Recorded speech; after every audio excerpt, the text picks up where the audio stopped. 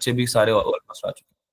तो one last thing I needed to convey, आप लोग कितना ही ट्राई कर लो, सब लोग, कुछ टॉपिक्स कुछ क्वेश्चंस ऐसे होंगे जो आपसे नहीं होंगे।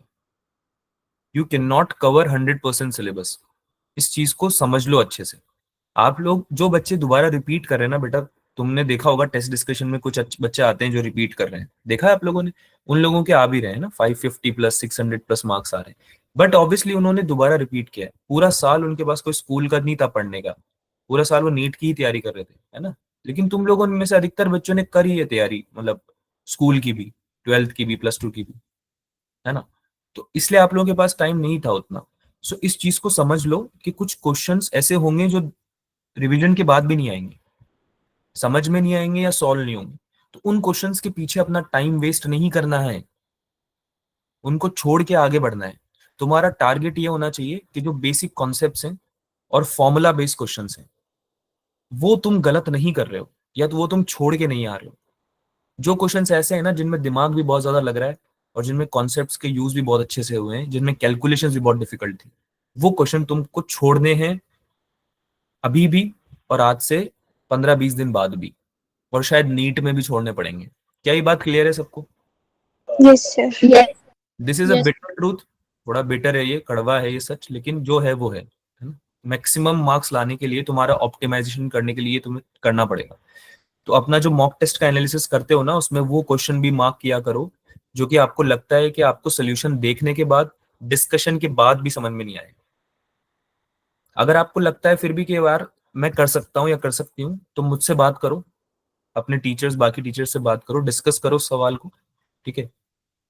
वो एक तरीका हो सकता है। लेकिन अगर आपको लगता है कि शायद मुझे नहीं आ रहा है बिल्कुल भी समझ में, तो उसको स्किप करके अगला सवाल पे बढ़ो, क्योंकि हो सकता है अगला सवाल आपके लिए इजी हो समझना भी और अगले पेपर में सॉल्व करना भी, ठीक है? तो ये तरीका अपनाना है through out the month. Cool? ये यस सब सर। आई है तुम्हें? आगे चलें, स्टार्ट करें क्लास को? Yes sir. Yes sir. Okay cool. Positive होके तैयारी करो यार, बात कर लिया करो अगर तुमको लगता है कि कुछ चीज ऐसी है जो तुम्हें बॉदर कर रही है, ठीक है? तो बात कर लिया करो।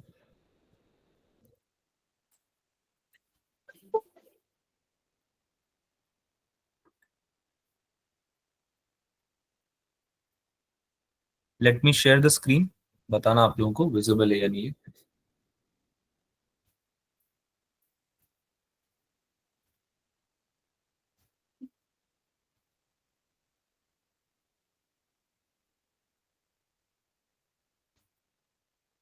यस सर, विजिबल है। चालू करें, स्टार्ट करें रिवीजन थर्मोडायनेमिक्स का। Yes sir. यस तो सर। केटीजी हमने कर लिया है बच्चों। केटीजी और थर्मोडायनेमिक्स का जैसे मैंने तुम्हें बताया है कि मिक्स होके आते हैं सवाल, है ना? अलग अलग भी आ सकते हैं, मिक्स होके भी आ सकते हैं, और कैलोरीमेट्री और हीट ट्रांसफर से भी इनफैक्ट मिक्स होके आते हैं, ठीक है? तो थर्मल एक्सपेंशन और कैलोरीमेट्री, हीट ट्रांसफर, ये भी मैं थोड़ा सा ले लूंगा, एक लेक्चर मैंने रखा है उसके लिए भी शायद, तो उसमें बेसिक चीजें उसका भी बता दूंगा। डायरेक्टली उससे सवाल ज्यादा नहीं आते, तो इसलिए मैंने उसको बहुत ज्यादा क्लासेस नहीं दी है। लेकिन केटीजी और थर्मोडायनेमिक्स को आप एक बार अच्छे से कर लो, तो एटलीस्ट आपका हीट में से, जो हीट और थर्मोडायनेमिक्स है ना, उस पूरा जो सेक्शन है उसमें से अच्छा खासा पोर्शन तो कवर हो जाएगा। चालू करते हैं यार इसको। सबसे पहले समझते हैं थर्मल इक्विलिब्रियम को। जानते हो तुम ऑलरेडी क्या होता है? कोई भी दो डिफरेंट बॉडीज हैं, या डिफरेंट दो बॉडीज का दो डिफरेंट बॉडी टेम्परेचर है, जब हम उनकी बात करेंगे कि वो एक्सचेंज किया जा रहा है ना? Different temperature body in contact exchange heat until common temperature is reached. जब उनके बीच टेम्परेचर का एक्सचेंज होगा, हीट का एक्सचेंज होगा, सॉरी, तो कब तक होगा? जब तक कि दोनों बॉडीज एक कॉमन टेम्परेचर को अचीव नहीं कर लेती। जैसे कि आपने दो बॉडीज को कांटेक्ट में लाया, बॉडी 1 और बॉडी 2 को, तो जब तक कि इनका टेम्परेचर जो है वो बराबर नहीं हो जाता, तब तक इनमें हीट एक्सचेंज होगी। ये बोलता है आपका थर्मल इक्विलिब्रियम का कॉन्सेप्ट।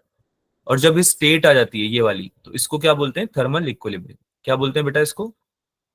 Thermal equilibrium. तो सवाल जब आएगा तो इस चीज का ध्यान देना है कि हीट का एक्सचेंज होगा तब तक जब तक कि टेम्परेचर बराबर नहीं हो जाते दोनों बॉडीज के।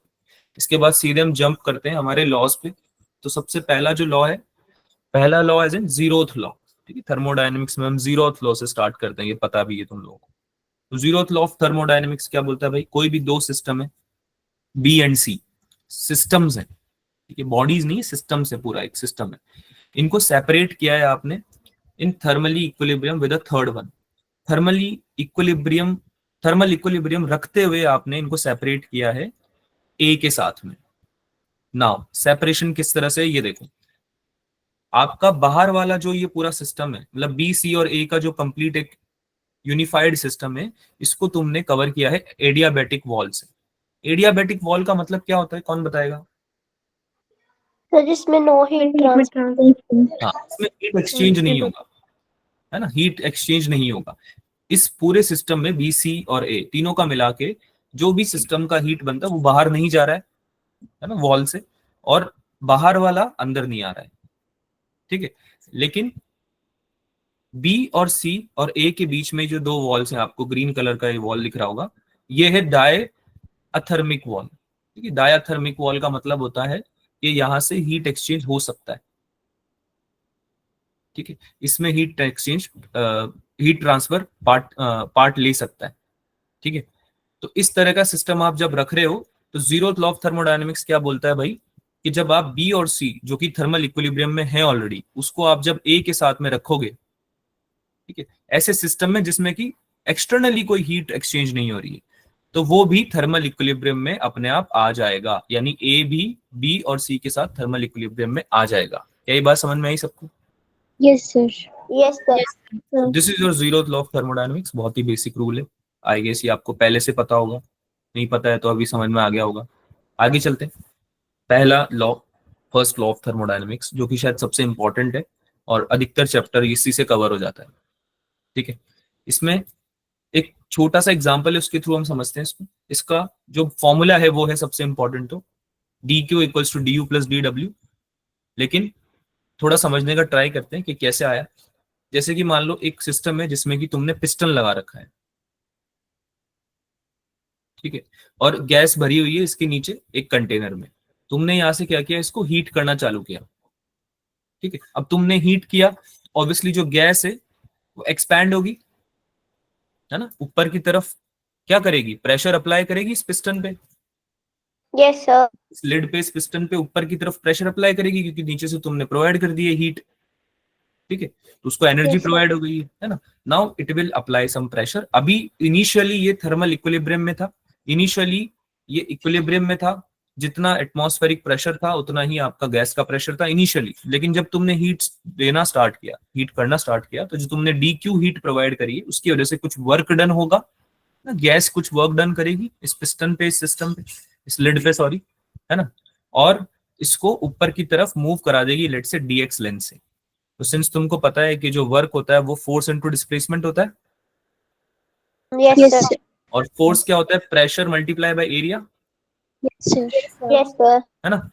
तो प्रेशर जो लगा रहा है गैस तुम्हारा इस पिस्टन पे, वो हो गया PG, pressure applied by the gas.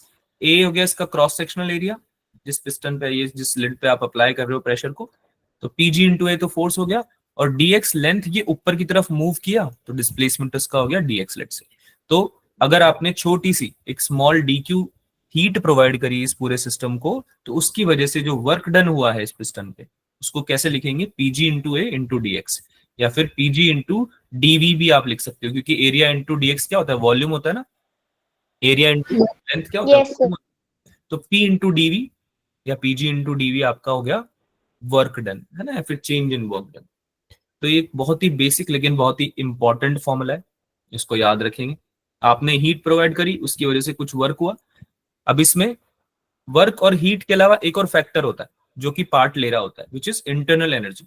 क्या होता है बच्चों, इंटरनल एनर्जी।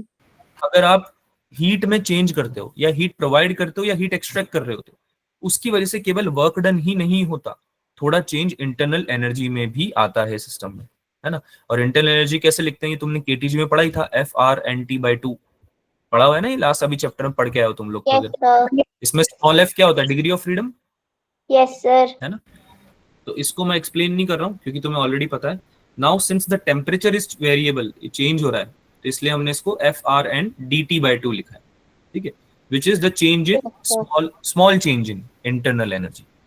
तो जो फर्स्ट लॉ ऑफ थर्मोडायनेमिक्स बोलता है वो यही बोलता है कि जब आप थोड़ा सा हीट प्रोवाइड करोगे सिस्टम को, तो थोड़ा सा चेंज आएगा आपके सिस्टम में, इंटरनल एनर्जी में भी और वर्क डन में भी, है ना, थोड़ा सा वर्क डन भी करेगा वो हीट, ठीक है, और दोनों के समीशन के बराबर आपका हीट चेंज होगा, which is change in heat PQ should be equal Yes. to change in internal energy plus change in work done. Work done. This is your first law of thermodynamics.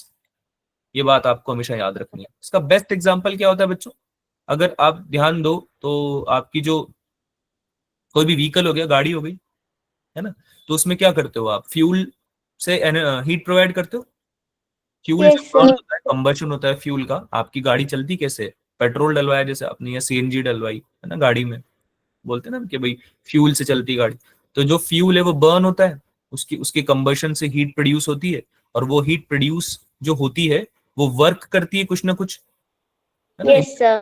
और engine के through mechanical energy में convert करती है, और kinetic energy, mechanical energy कौन सी, kinetic energy, है ना, और उस वजह से आपकी व्हीकल मूव करती है ना, जब उसको काइनेटिक एनर्जी मिलती है। लेकिन क्या आपका जो फ्यूल है वो पूरा बर्न हो जाता है, या पूरा बर्न होके पूरा वर्क डन कर देता है, नहीं करता ना, No. No, कुछ sir. स्मोक निकल जाता है पीछे से साइलेंसर से, है ना, बिल्कुल Yes, बेसिक sir. चीज है, तो पता है आप सब लोगों को, है ना, तो जो स्मोक निकल रहा है वो भी एक तरह का हीट ही तो है, तो जो उसका मतलब ये है कि इंटरनल एनर्जी में भी चेंज आया है, या फिर कहने का मतलब पूरा हीट जो आपने प्रोवाइड किया है सिस्टम को, वो पूरा वर्क डन में कन्वर्ट नहीं हुआ है ना, या फिर वर्क डन पूरा नहीं कर पा रहा है वो, कुछ ना कुछ और एक्स्ट्रा कहीं और गया है। ठीक है, समझ में आती है बात सबको? Yes, sir. कूल। सर हाँ जी, सर DU वाले फॉर्मूला में RN क्या हैगा, KB? RN बेटा अलग अलग टर्म्स हैं, R हमारा गैस कांस्टेंट है, N क्या है बच्चों, Number of moles. Number of moles. ठीक है एरम, ओके सर। कूल। ये हमने KTJ में पढ़ा था ना, उसके थ्रू भी रिवाइज करना एक बार, उसमें हमने पढ़ा हुआ ये फॉर्मूला इंटरनल एनर्जी। चलो भाई, तो इसमें जो सबसे इंपॉर्टेंट चीज है फर्स्ट लॉ ऑफ थर्मोडायनेमिक्स में, वो है साइन कन्वेंशन। एज इन आपने जो फॉर्मूला पढ़ लिया तो आप फॉर्मूला तो याद रखोगे, लेकिन साइन कन्वेंशन जो होता है ना, थोड़ा ट्रिकी होता है। रीजन केमिस्ट्री और फिजिक्स में थोड़ा सा उल्टा हो जाता है। जैसे कि फिजिक्स में जो होता है वो मैं आपको बता देता हूँ। अगर आपकी हीट सप्लाई हो रही है सिस्टम को, तो आपका डेल्टा क्यू पॉजिटिव होगा, यानी कि आपने हीट दी है, तो आपने जो चेंज लाया है हीट में वो पॉजिटिव चेंज लाया है। अगर हीट रिजेक्ट करता है सिस्टम आपका, है ना, एक्सट्रैक्ट कर देता है, रिजेक्ट कर देता है, तो उसका मतलब है कि डेल्टा क्यू आपको क्या लेना है, नेगेटिव लेना है। ठीक है, similarly when it goes for work, if gas does work, आपकी गैस या आपका सिस्टम जो वर्क कर रहा है, यानी कि आपका वॉल्यूम ऑफ गैस इंक्रीज हो रहा है, इंक्रीज हो रहा है वॉल्यूम, क्योंकि डेल्टा वी होता है ना, पी डेल्टा वी, अरे Yes, sir. डेल्टा डब्ल्यू क्या होता है, पी डेल्टा वी होता है ना, तो यानी कि आपका डेल्टा वी पॉजिटिव होना चाहिए, यानी कि आपका वॉल्यूम ऑफ गैस इंक्रीज होना चाहिए। तो जब आपका गैस वर्क करेगा तो वर्क पॉजिटिव माना जाएगा, delta W, sorry, change in work क्या माना जाएगा, पॉजिटिव माना जाएगा। और अगर आपके सिस्टम पे वर्क हो रहा है, या फिर work is done on the gas, यानी वॉल्यूम ऑफ गैस डिक्रीज हो रही है, क्या ये बात समझ में आ रही सबको? ऐसा भी केस हो सकता है, Yes, sir. तुम्हारी कुछ गैस थी मान लो कंटेनर में भरी हुई, तुमने पिस्टन से कंप्रेस कर दिया वॉल्यूम को, अब उसमें तो वॉल्यूम चेंज होगी नहीं होगी, तुम बोल नहीं सकते हो, लेकिन मान लो तुमने कोई वॉल्व ओपन करके रख दिया, या तुमने वॉल्यूम चेंज कर दिया किसी तरीके से, किसी सिस्टम का चेंज कर दिया मतलब कम कर दिया, तो तुम्हारा वर्क गैस पे हो रहा है, गैस वर्क नहीं कर रही है, एक्सटर्नली वर्क किया जा रहा है, तो फिर उस केस में डेल्टा डब्ल्यू की वैल्यू नेगेटिव लेनी है। ठीक है, ये तो हो गया हीट और वर्क का केस। अगर इंटरनल एनर्जी की बात करें तो हीट इंटरनल एनर्जी का सिंपल सा फंडा है, अगर टेम्परेचर बढ़ा तो डेल्टा यू पॉजिटिव है, अगर टेम्परेचर डिक्रीज हुआ तो डेल्टा यू नेगेटिव है। ठीक है, ये कुछ चीजें हैं जो आपको ऑलरेडी पता होनी चाहिए, या नहीं पता है तो कम से कम अब आपको समझ में आनी चाहिए और आपको याद रहनी चाहिए। क्या ये क्लियर है सबको? Yes, sir. Yes sir. Chemistry में भी सेम होता है क्या? No chemistry sir. में केमिस्ट्री में जब थर्मोडायनेमिक्स पढ़ते हो आप, सेम होता है क्या? जब गैस वर्क कर रही होती है तो पॉजिटिव लेते हैं क्या हम वर्क डन? नेगेटिव लेते हैं। Negative होता है. क्या हुआ, केमिस्ट्री में पढ़ा नहीं क्या तुमने थर्मोडायनेमिक्स? खुशबू मैम से बात करनी पड़ेगी, लगता है आपने पढ़ा नहीं है ये। पढ़ा है? Sir, बहुत पहले पढ़ा था. बहुत पहले पढ़ा था, चलो कोई बात नहीं। पर फिजिक्स में क्या रहता है वो याद रहेगा? Yes, sir. Yes sir. अगर हम वर्क कर रहे हैं तो हम पॉजिटिव वर्क कर रहे हैं, बस ये याद रखना। अगर गैस वर्क कर रही है, मतलब हम नहीं, सॉरी, गैस अगर हम वर्क कर रही है या आपका सिस्टम वर्क कर रहा है तो वो पॉजिटिव वर्क कर रहा है, ये याद रखना। आगे चलते हैं, थर्मोडायनेमिक प्रोसेसेस की बात करते हैं। अगला टॉपिक जो सबसे इंपॉर्टेंट है, फर्स्ट लॉ ऑफ थर्मोडायनेमिक्स पे क्वेश्चन बनते हैं और थर्मोडायनेमिक प्रोसेसेस पे क्वेश्चन बनते हैं। मेनली ये दो टॉपिक इसमें है ना पूरे चैप्टर में। तो थर्मोडायनेमिक प्रोसेसेस कौन से हैं? एक तो सबसे पहले तो आइसोबैरिक प्रोसेस। क्या होता है भाई आइसोबैरिक प्रोसेस का मतलब? प्रेशर क्या है? Constant. कांस्टेंट कांस्टेंट है। प्रेशर कांस्टेंट है। समझने के लिए हमने क्या किया, एक सिस्टम लिया जिसमें हमने एक पिस्टन लगा रखा है, यहाँ पे आपको दिख रहा होगा ग्रीन कलर का। सिस्टम को हमने कुछ हीट प्रोवाइड करी। अब सिंस मान लो तुम्हारे सिस्टम में या कंटेनर में गैस भरी हुई थी, तो गैस क्या करेगी, कुछ प्रेशर अप्लाई करना चालू करेगी इस पे, हीट प्रोवाइड करिए तो आपने, है ना। अब तुमको एक बात समझनी है कि सारे जो प्रोसेसेस हैं वो क्वासी स्टैटिक हैं। कैसे प्रोसेस हैं भाई? Quasi static. ये वर्ड अगर आ जाए कभी पेपर क्वेश्चन में या कभी सुन लो तो इसका मतलब ये होता है कि सब कुछ बहुत धीरे धीरे हो रहा है ना, ग्रेजुअली हो रहा है। याद है हम लोग पोटेंशियल एनर्जी की पढ़ते थे, तब भी ये डिस्कस करते थे कि Yes, बहुत sir. धीरे धीरे चीज कर रहे Yes, sir. हो, है ना, ग्रेजुअली कर रहे हो। ऐसा कब, ऐसा क्यों करते थे ग्रेजुअली? ताकि काइनेटिक एनर्जी में चेंज नहीं आए, है ना, पोटेंशियल एनर्जी स्टडी करने के लिए। अदरवाइज काइनेटिक एनर्जी मिल जाएगी, अगर आप स्पीड दोगे किसी भी चीज को तो उसकी काइनेटिक एनर्जी में चेंज आएगा ना, कुछ तो काइनेटिक एनर्जी गेन कर लेगा वो। बोलो हाँ या ना? Yes, sir. Yes, sir. तो इसलिए ग्रेजुअली मूव करते हैं। तो यहाँ पे जब थर्मोडायनेमिक प्रोसेसेस की बात होगी तो इस बात को याद रखना कि क्वासी स्टैटिक प्रोसेस है सारे। इसका मतलब सब कुछ धीरे हो रहा है। तो जब आपने हीट प्रोवाइड करी फर्स्ट केस में, तो गैस जो प्रेशर अप्लाई कर रही है पिस्टन पे और उसको आगे की तरफ मूव कराएगी, सिंस वो फ्री टू मूव है, फ्री टू मूव है ना, राइट साइड तो कुछ है ही नहीं, कोई रोक रहा है कि तुम्हारे पिस्टन को? नहीं No, रोक रहा sir. है ना? तो मूव करेगा पिस्टन आगे, आगे जा रहा है धीरे धीरे, फ्री टू मूव, लेकिन ग्रेजुअली मूव कर रहा है। यानी कि प्रेशर को आपने कांस्टेंट रखा है, ठीक है। Yes, sir. आइसोबैरिक प्रोसेस का एग्जांपल है ये। तो अगर आपका प्रेशर कांस्टेंट है, अच्छा, वॉल्यूम चेंज होगा Yes, टेम्परेचर sir. के साथ में। Yes, जैसे sir. जैसे टेम्परेचर बढ़ेगा वैसे वैसे वॉल्यूम भी बढ़ रहा है ना, हीट प्रोवाइड कर रहे हो ना क्योंकि आप सिस्टम को, तो gas expand, Yes, sir. Gas क्या हो रही है? एक्सपैंड हो रही Expand कर रही है. है, वॉल्यूम चेंज हो रहा है, टेम्परेचर भी चेंज होगा क्योंकि आपने हीट दे रखी है सिस्टम को और पिस्टन को आगे मूव करा रहा है gas. So this is example of isobaric process. याद क्या रखना है? दो चीजें, प्रेशर कांस्टेंट रहता है और वॉल्यूम डायरेक्टली प्रोपोर्शनल होता है टेम्परेचर के। Second process isochoric process. इसको समझने के लिए हमने क्या किया, सारे सिस्टम को बंद कर दिया, यानी हीट प्रोवाइड तो कर रहे हो पर बाहर नहीं जा रही है, ठीक है। तो इसमें क्या होगा, वॉल्यूम में चेंज आएगा क्या? No, sir. Volume constant. No, sir. क्या रहेगी? कांस्टेंट रहेगी। Constant. सेकंड केस में क्या रहेगा? Volume Constant. कांस्टेंट। तो अगर वॉल्यूम कांस्टेंट रहता है तो कौन सा प्रोसेस होता है? Isochoric, Isocoric. Isochoric process. और प्रेशर टेम्परेचर के हिसाब से वेरी कर जाएगा। अगर वॉल्यूम कांस्टेंट है तो वैसे भी तुम निकाल सकते हो ना, पीवी इक्वल्स टू एनआरटी से। Yes, sir. Yes, sir. अगर वॉल्यूम कांस्टेंट है तो प्रेशर डायरेक्टली प्रोपोर्शनल टेम्परेचर की हो जाएगा। Is this clear with everyone? Yes, sir. Yes, आगे sir. चले, ठीक है। यस सर लास्ट प्रोसेस है thermodynamic, sorry, isothermal process. Isothermal process क्या बोलता है कि टेम्परेचर आपका क्या रहना चाहिए? Constant. कांस्टेंट रहना चाहिए सिस्टम, है ना। कैसे रहेगा? डायाथर्मिक वॉल, डायाथर्मिक वॉल यानी हीट एक्सचेंज हो सकती है। अब अगर तुमने गैस रखी है और कुछ हीट प्रोवाइड करी है इनकेस, या हीट प्रोवाइड नहीं भी करी है, तो हीट का एक्सचेंज तो हो रहा है अंदर और बाहर, है ना। लेकिन हमने ये भी तो पढ़ा है कि हीट का एक्सचेंज होता रहता है तब तक जब तक कि थर्मल इक्विलिब्रियम नहीं आता। तो Yes, sir. ये टेम्परेचर टी नॉट बोल लेते हैं, एक कांस्टेंट टेम्परेचर टी नॉट तक एक्सचेंज होगा, फिर नहीं होगा, क्योंकि मेंटेन कर लेगा ना बेटा। कोई भी चीज थर्मल इक्विलिब्रियम में आने लगती है अपने आप ही। Yes. ये बात समझते हो आप लोग, है ना। कोई भी सिस्टम जो है वो पूरे टाइम यही तो ट्राई कर रहा होता है कि वो थर्मल इक्विलिब्रियम में आ जाए। तुम भी जब ठंड में जाते हो, एकदम पहाड़ों में चले गए, तो तुम्हारी बॉडी भी अक्लेमेटाइज होती है ना उस टेम्परेचर के साथ में, तो Yes, sir. Thermal equilibrium set होने लगता है। ऐसे ही तुम अगर रेगिस्तान में चले जाओ, बिल्कुल हीटेड एरिया में, राजस्थान में आ गए तुम लोग, तो वहां पे भी क्या होगा, तुम लोगों के साथ तुम्हारी बॉडी एक्लेमेटाइज होने का ट्राई करेगी हीट के साथ। आपका बॉडी, आपकी जो बॉडी का टेम्परेचर है वो बाहर एक्सटर्नल टेम्परेचर के साथ थर्मल इक्विलिब्रियम आने का ट्राई करेगा, है ना। और उसके बाद आने के बाद नहीं हीट ट्रांसफर होगी फिर, ठीक है। बात समझ में आती है सबको ये? Yes, sir. हाँ जी, कोई कुछ पूछ रहा था क्या? No, sir. No, yes sir. Sir भी तुम ऐसे बोलते ऐसा लगा कुछ पूछ रहे हो। तो थर्मल आइसोथर्मल प्रोसेस का मतलब टेम्परेचर कांस्टेंट। कुछ और समझ में आए नहीं आए, ये जो लिख रहा हूं ना मैं, ये समझ में आना चाहिए, ये याद भी रहना चाहिए, ठीक है। अच्छा टेम्परेचर, हाँ बोलो। सर वो पूछना है कि जैसे आइसोकोरिक प्रोसेस है ना, हम्म उसमें वॉल्यूम कांस्टेंट है, हम्म तो उसमें वर्क डन 0 होगा ना? हाँ, P इंटू डेल्टा वी होता है ना, yes sir. P into delta V होता है वर्क डन, और डेल्टा वी ही 0 है आइसोकोरिक प्रोसेस मतलब वॉल्यूम कांस्टेंट, यानी V2 minus V1 equals to V1 equal yes sir. To V1 equals to V2, यानी कि V2 माइनस V1 0 हो गया, है ना। Yes sir. तो DW भी 0 हो गया, ठीक है। आगे चलते हैं।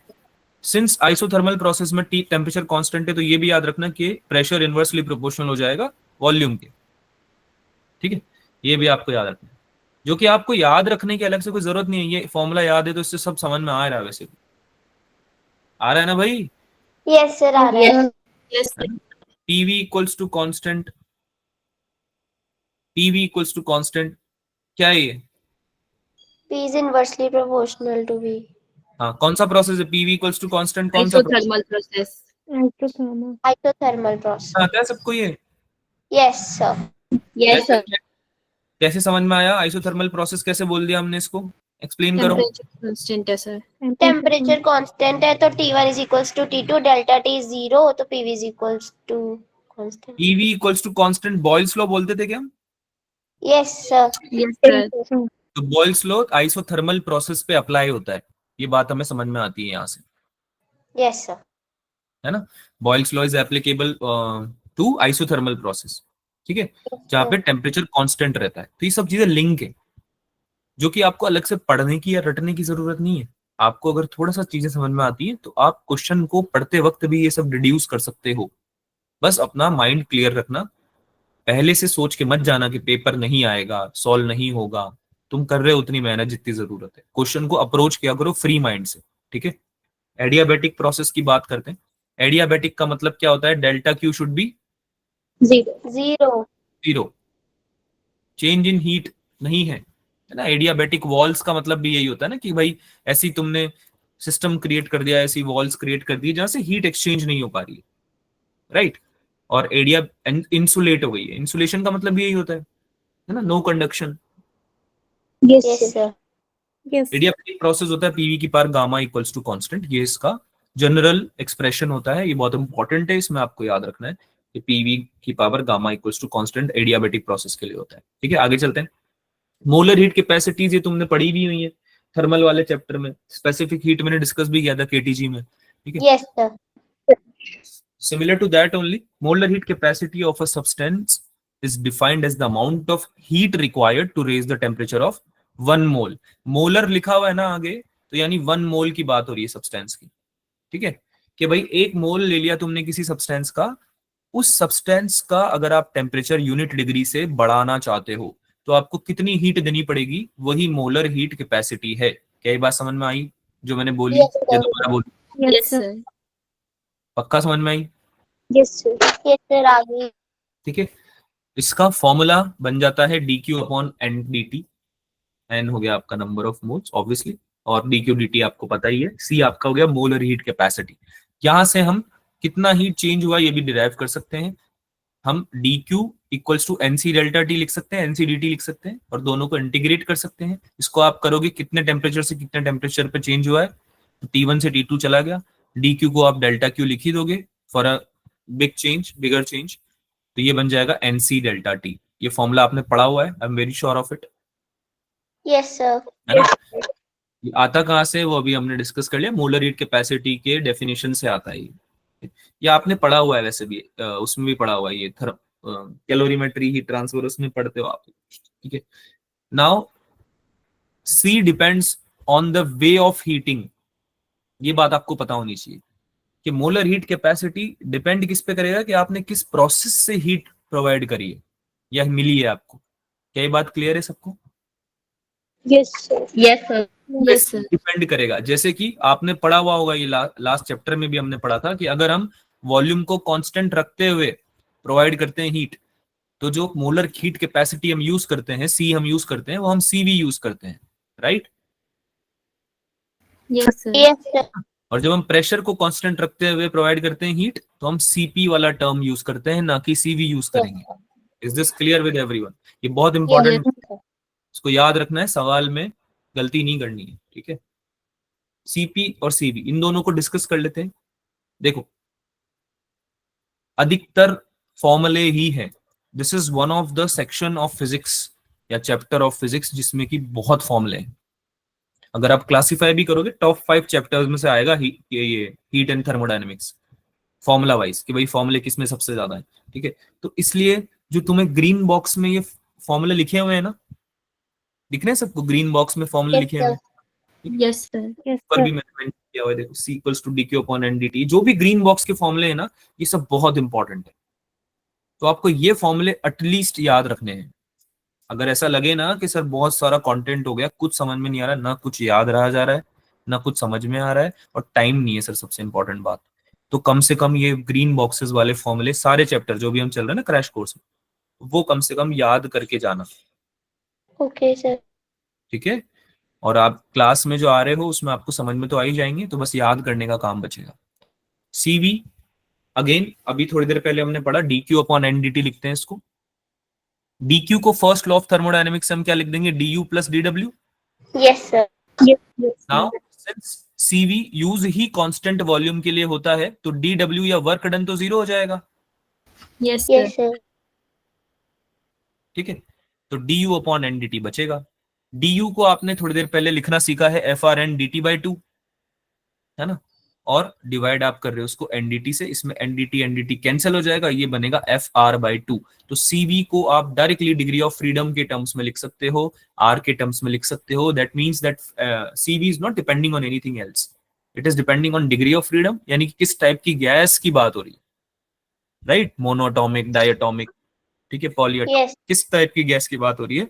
और गैस कांस्टेंट तो कांस्टेंट रहता ही है, इसका तो आई गेस सबको पता है कि ये वेरिएबल नहीं है। Yes sir. चलो, CV समझ में आ गया। Also U is FR NT by 2 and U is NCV/T, तो DU को आप NCV DT भी लिख सकते हो। ये कोइंसिडेंस है ये, लेकिन इंपॉर्टेंट फॉर्मूला है। कोइंसिडेंस क्यों बोला मैंने? क्योंकि CV FR बाई 2 बन रहा है। ध्यान से सुनना क्या बोला मैंने, CV FR बाई 2 बन रहा है, और इंटरनल एनर्जी के फॉर्मूले में FR NT बाई 2 होता है। तो मेरे को दिख गया कि FR बाई 2 वाला टर्म तो इस वाले फॉर्मूले में भी है, U वाले फॉर्मूले में, बोलो हाँ या ना। Yes sir. मैंने बिना किसी मतलब के, बिना किसी लॉजिक के, सीवी बिना किसी लॉजिक इसलिए बोलो क्योंकि अभी हमारे पास एक्सप्लेनेशन नहीं है ना, हम थोड़ा और डीप में जाएंगे तो एक्सप्लेनेशन शायद मिल भी जाएगी। सीवी को हमने रिलेट कर दिया इंटरनल एनर्जी से। तो कंफ्यूज नहीं होना है, ऐसा नहीं सोचना है कि सर इंटरनल एनर्जी तो अलग टर्म होता है, सीवी तो अलग टर्म होता है, दोनों को रिलेट क्यों कर रहे हो आप और कैसे कर दे रहे हो, ठीक है। तो ये आपको सोचना नहीं है, आपको बस फॉर्मूला याद रखना, ठीक है। सिंस CV FR बाई 2 था, सिंपल FR बाई 2 देखा फॉर्मूले में, उसको CV लिख दिया, तो ये बन गया NCV डेल्टा T। DU का फॉर्मूला बन गया NCV डेल्टा T या DT, ये काम आएगा। क्लियर है? इसको याद रखना है। Yes sir. Yes sir. Second CP discuss कर लेते हैं जल्दी से। DQ अपॉन NDT बन जाता है, DU plus DW by NDT बनेगा। DU को तुम NCV DT अभी तुमने लिखना सीखा है थोड़ी देर पहले, NCV DT लिख सकते हो, ठीक है। और DW को P डेल्टा V लिखते हो या PdV लिखते हो, सिंस यहाँ पे आइसोकोरिक प्रोसेस नहीं है, प्रेशर कांस्टेंट है, तो इस वजह से आप DV को 0 नहीं करोगे। अगेन CP बन जाएगा आपका CV plus PdV upon NDT। जब इसको आप सॉल्व करोगे तो ये बनेगा, PV इक्वल्स टू NRT होता है, PdV इक्वल्स टू NRDT होता है, उससे बनेगा, ठीक है। उसको आप यूज करोगे तो आपका फॉर्मूला बनेगा CP equals to CV plus R, है ना, सब कुछ रिप्लेस कर दिया आइडियल गैस की इक्वेशन से। तो ये सब हमने करा इसलिए ताकि हम एक इंपॉर्टेंट इक्वेशन डिराइव कर सकें, विच इज मेयर्स रिलेशन, जो कि तुम नाम शायद नहीं जानते होंगे पर ये तुमने जरूर देखा होगा, CP minus CV equals to R, Yes, sir. है ना। लेकिन हो सकता है मेयर्स रिलेशन के नाम से पूछ ले सवाल, चांसेस कम है, लेकिन पता होना चाहिए कि ये मेयर्स रिलेशन होता क्या है, CP minus CV equals to R, यानी कि गैस कांस्टेंट के साथ एक रिलेशनशिप है CP और CV का। ऑल्सो CP को आप F प्लस 2/2 इंटू R भी बोल सकते हो, ठीक है। F प्लस 2/2 अपॉन R भी बोल सकते हो, क्योंकि आपने इंटरनल एनर्जी के फॉर्मूले भी पढ़े हुए हैं थोड़ी देर पहले, और आपने यहाँ पे CV को FR/2 भी डिफाइन कर दिया था, तो आप उसकी वैल्यू पुट करके ये भी निकाल सकते हो। तो दोनों फॉर्मूले बहुत इंपॉर्टेंट है बेटा, इनको दोनों को याद रखना है। Is this clear? आगे चलें। Yes, sir. Yes, sir. ठीक है, एडियाबेटिक कांस्टेंट की बात कर लेते हैं। जो अभी पढ़ा था कि पीवी की power gamma equals to constant, आपका एडियाबेटिक प्रोसेस का फॉर्मूला होता है, जनरल एक्सप्रेशन होता है। इसमें जो गामा होता है वो डिफाइन होता है सीपी अपॉन सीवी से। ये बात पता होनी चाहिए। अगेन सारी चीजें सीपी और सीवी के फॉर्मूले रख के हम इसको 1+2/f भी बोल सकते हैं, और 2 अपॉन गामा -1 आपका डिग्री ऑफ फ्रीडम बन जाएगा। ये एक और एक्सप्रेशन आपको याद रखना है। तीनों फॉर्मूले इंपॉर्टेंट है, जिनमें से ये वाला तो आपको ऑलरेडी याद रहता है। पहला वाला तो गामा को एफ के टर्म्स में याद रख लेना, गामा इक्वल्स टू 1+2/f, ये याद रख लेना, ये अपने आप निकल जाएगा। या फिर ये याद रख लेना थर्ड वाला, CP CV in terms of gamma and R. आपको हो सकता है कभी कभी गामा दिया हुआ हो और सीवी पूछ ले, है ना, सवाल में यूज करवा ले या डायरेक्टली पूछ ले। तो आपको पता होना चाहिए सीवी होता है आर अपॉन गामा -1 और सीपी होता है गामा आर अपॉन गामा -1। अब ये मत बोलना सर ये डिराइव कैसे हुआ, वैसे तो आपको दिख जाना चाहिए ये, पर नहीं भी दिख रहा है तो आप कर लेना घर पे बैठ के। इसका अभी टाइम नहीं है हमारे पास कि हम इसको डिराइव करने बैठे। ठीक है भाई, तो ये फॉर्मूले वो हैं जो कि आपको याद रखने हैं पेपर में क्वेश्चन सॉल्व करने से पहले। अच्छा, सिंस आपको दिख रहा है कि ये डिग्री ऑफ फ्रीडम पे डिपेंडेंसी है इस चीज की, है ना, तो आपका जो गामा है वो आप यहां से भी निकाल सकते हो, या फिर आप याद भी रख सकते हो उस टेबल को। ये टेबल बहुत इंपॉर्टेंट है, क्योंकि होगा क्या, कभी गैसेस का क्वेश्चन आ जाएगा ना, तो डायरेक्टली तुम्हें पता होगी सब चीजें। जैसे मोनोअटॉमिक के लिए डिग्री ऑफ फ्रीडम तुम्हें याद है कि 3 होता है, डायटोमिक के लिए तुम्हें याद है 5 होता है, नॉन लीनियर पॉलीएटॉमिक के लिए भी याद है 6 होता है। पढ़ा था ना अभी केटीजी में थोड़ी देर पहले। Yes, sir. Yes, sir.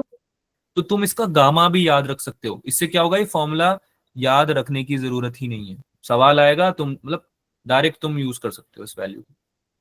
ठीक है, अगर वाइब्रेशन मेंशन नहीं है तो है ये फॉर्मुलेज। ये तो मैंने बताया हुआ था शायद केटीजी में भी, कि अगर वाइब्रेशनल वाला भी मेंशनड होता है डिग्री ऑफ फ्रीडम, तो उसको ऐड कर देना है, 2+2 ऐड कर देना है। Is Yes, this sir. Clear? Is this clear with everyone? ठीक है, Yes, sir. Yes, sir. Yes, sir. देखो बहुत डिटेल में भी नहीं जा रहा हूं मैं, और बिल्कुल ऊपर ऊपर से भी नहीं पढ़ा रहा हूँ। कॉन्सेप्ट्स वगैरह तुम्हें सब चीजें बता के मैं प्रोसीड कर रहा हूँ नोट्स को। उसका पर्पस केवल यही है कि आप बहुत ज्यादा टाइम वेस्ट ना करें रिवीजन में, सीधे क्वेश्चन लगाएं अब इसके बाद। ठीक है, चलो भाई आगे चलते हैं। CP CV and gamma for mixture of gases at same temperature जब हम लेंगे। अच्छा, ये सब चैप्टर्स के लिए नहीं करूंगा मैं, तो परेशान मत होना। तुम में से कुछ बच्चे ऐसा सोच रहे होंगे कि सर बहुत ज्यादा टाइम लग रहा है नोट्स रिवीजन में, हम क्वेश्चन तो प्रैक्टिस बहुत कम कर पा रहे हैं। अगर आप ऐसा सोच रहे हो तो मैं आपको बता दूं, जो चैप्टर्स हमने एक बार भी नहीं पढ़े हैं ना, उनकी ही थ्योरी में थोड़ा हम एक्स्ट्रा टाइम दे रहे हैं, ताकि हम एटलीस्ट पहली बार पढ़ रहे हैं जो चीज, वो तो कम से कम समझते हुए पढ़े। ठीक है, सारे चैप्टर्स के साथ ऐसा नहीं होगा। जैसे हम जब कैपेसिटेंस डिस्कस करेंगे तो उसका majority of time question solving में जाएगा, नोट्स हम बिल्कुल जल्दी जल्दी रिवाइज करेंगे ऊपर ऊपर से। ठीक है, जो कि मुझे लगता है जरूरत भी नहीं है बहुत ज्यादा डिटेल में जाने की, है ना, जो चैप्टर Yes, आपने sir. पढ़े हुए अच्छे से। ठीक है, चलो, CP CV and gamma for mixture of gases. तो जब गैसेस को एक ही टेम्परेचर पे लिया जाएगा, तो आप रिलेशनशिप ड्रॉ कर सकते हो इन तीनों को लेते हुए। यानी कि आप जब दो दी चीजें दी हुई है तो आप तीसरी निकाल सकते हो। जैसे कि अगर बहुत सारी गैसेस हैं, गैस नंबर 1 जिसका कि नंबर ऑफ मोल्स N1 है, CV1 CP1 F1 degree of freedom हो गया। ठीक है, सिमिलरली N2 CV2, ये सब अलग अलग गैसेस को जब आपने मिक्स कर लिया एक जगह पे, तो उस पूरे मिक्सचर ऑफ गैसेस का कंबाइंड सीवी कैसे निकलेगा, N1C1 प्लस N2C2 CV2, ऐसे go plus go on, divided by N1 plus N2। Similarly CP mix, F mix और गामा मिक्स भी आप निकाल सकते हो। आई डोंट थिंक इसमें डिस्कस करने की कोई चीज है। ठीक है, Yes, sir. समझ में आ रहा है ना? Yes, sir. Yes, sir. आ गया. ठीक है, इसको पढ़ लेना और याद रख लेना बस यार। ठीक है, ये दो चीजें कर लेना। अच्छा, एक सवाल है छोटा सा, जेई मेंस में आया हुआ 2020 में, इसको सॉल्व करोगे? Yes, sir. करो।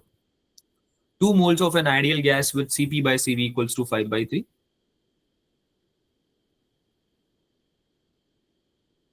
तुमको निकालना है Cp by Cv का वैल्यू। ठीक है, मिक्सचर के लिए अगेन मिक्स किया है हमने इसको दोनों का ना, ये समझ में आना चाहिए आपको।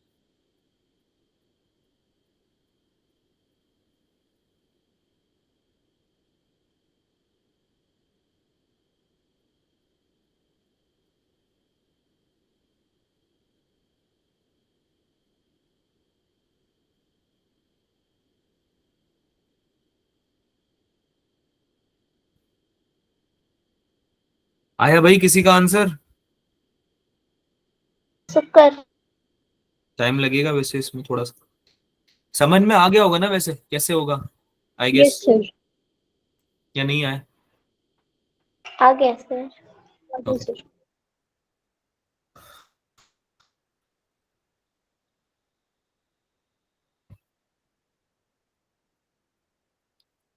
क्या यूज करेंगे बच्चा इसमें? सीवी जब आप निकालोगे मिक्सचर का, so how would you calculate CV? Sir N1 C1 plus N2 C2 CV2 upon N1 plus N2। है ना, N1 क्या है? 2, और N2 क्या है? 3। जी ठीक है, क्या बन जाएगा ये? 2 इंटू CV1, कितना है CV1? 3 3। 3। बेटा CV निकालना है, CV। ठीक है, आपको CP बाय CV का रेशियो दिया हुआ है 5/3। 3x।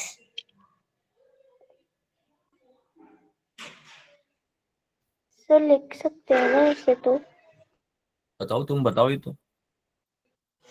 और लिख सकते हैं 6x लिख सकते हैं, 3x लिख सकते हैं। क्या फॉर्मूला होता है निकालने का? ये पढ़ा है कभी? CP by CV equals to 1 plus R upon CV। No sir.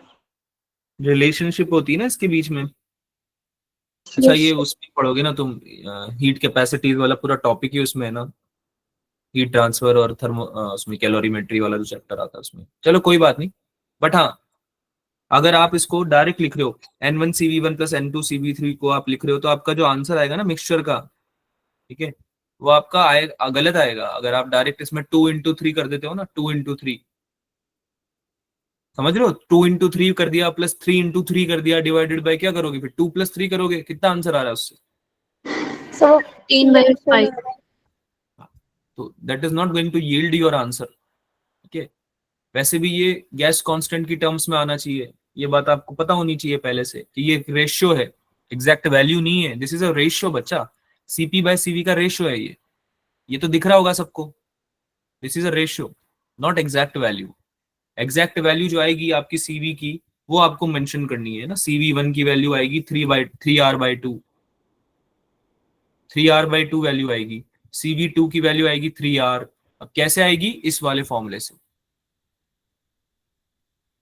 Relationship है, इसको लिख लो, इसको लिख लो और इसको सॉल्व करना, होमवर्क की तरह ट्रीट कर लो इसको। आंसर बता देता हूँ उसका मैं, तरीका बता दिया है मैंने आपको कैसे होगा। समझ में आ रहा है सबको? ये वाला फॉर्मूला आपको यूज करना है, ये तो आपको पता चल गया है मिक्सचर का फॉर्मूला क्या होता है, तो आपने ऊपर पढ़ लिया है, लेकिन उसको यूज कैसे करोगे वो बता रहा हूँ। ये CP बाय CV का रेशियो है, और यहाँ पे आपको वैल्यूज पुट करनी है, CV1 की, CV2 की। सिमिलरली जब CP का निकालोगे तो CP1 CP2 की, है ना। Yes sir.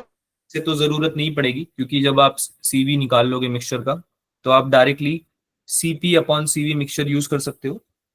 ठीक है, लेकिन हाँ, फिलहाल के लिए आप इसको नोट कर लो, ये जो रिलेशन है ये आपको हेल्प करेगा CV निकालने में, CV1 और CV2 निकालने में। जो मैंने आंसर दिया ना ऊपर, 3R/2 और 3R, ये निकालने में हेल्प करेगा। ऑल्सो इसका आंसर है D ऑप्शन। तो सॉल्व करना नहीं आता है तो डिस्कस करेंगे इसको। कुछ पूछना है क्या किसी को? सर ऊपर जो टेबल बनाया था जो आपने बोला था याद रखना, सर वो टेबल में ये 5R/2 7R/2 कैसे आया? बेटा वही तो बता रहा हूँ, वैल्यू पुट करके तो आया है। डिग्री ऑफ फ्रीडम की वैल्यू पुट करी ना यहाँ पे। CV को तुम लिख रहे हो R/Γ-1, देखा ये? Yes sir.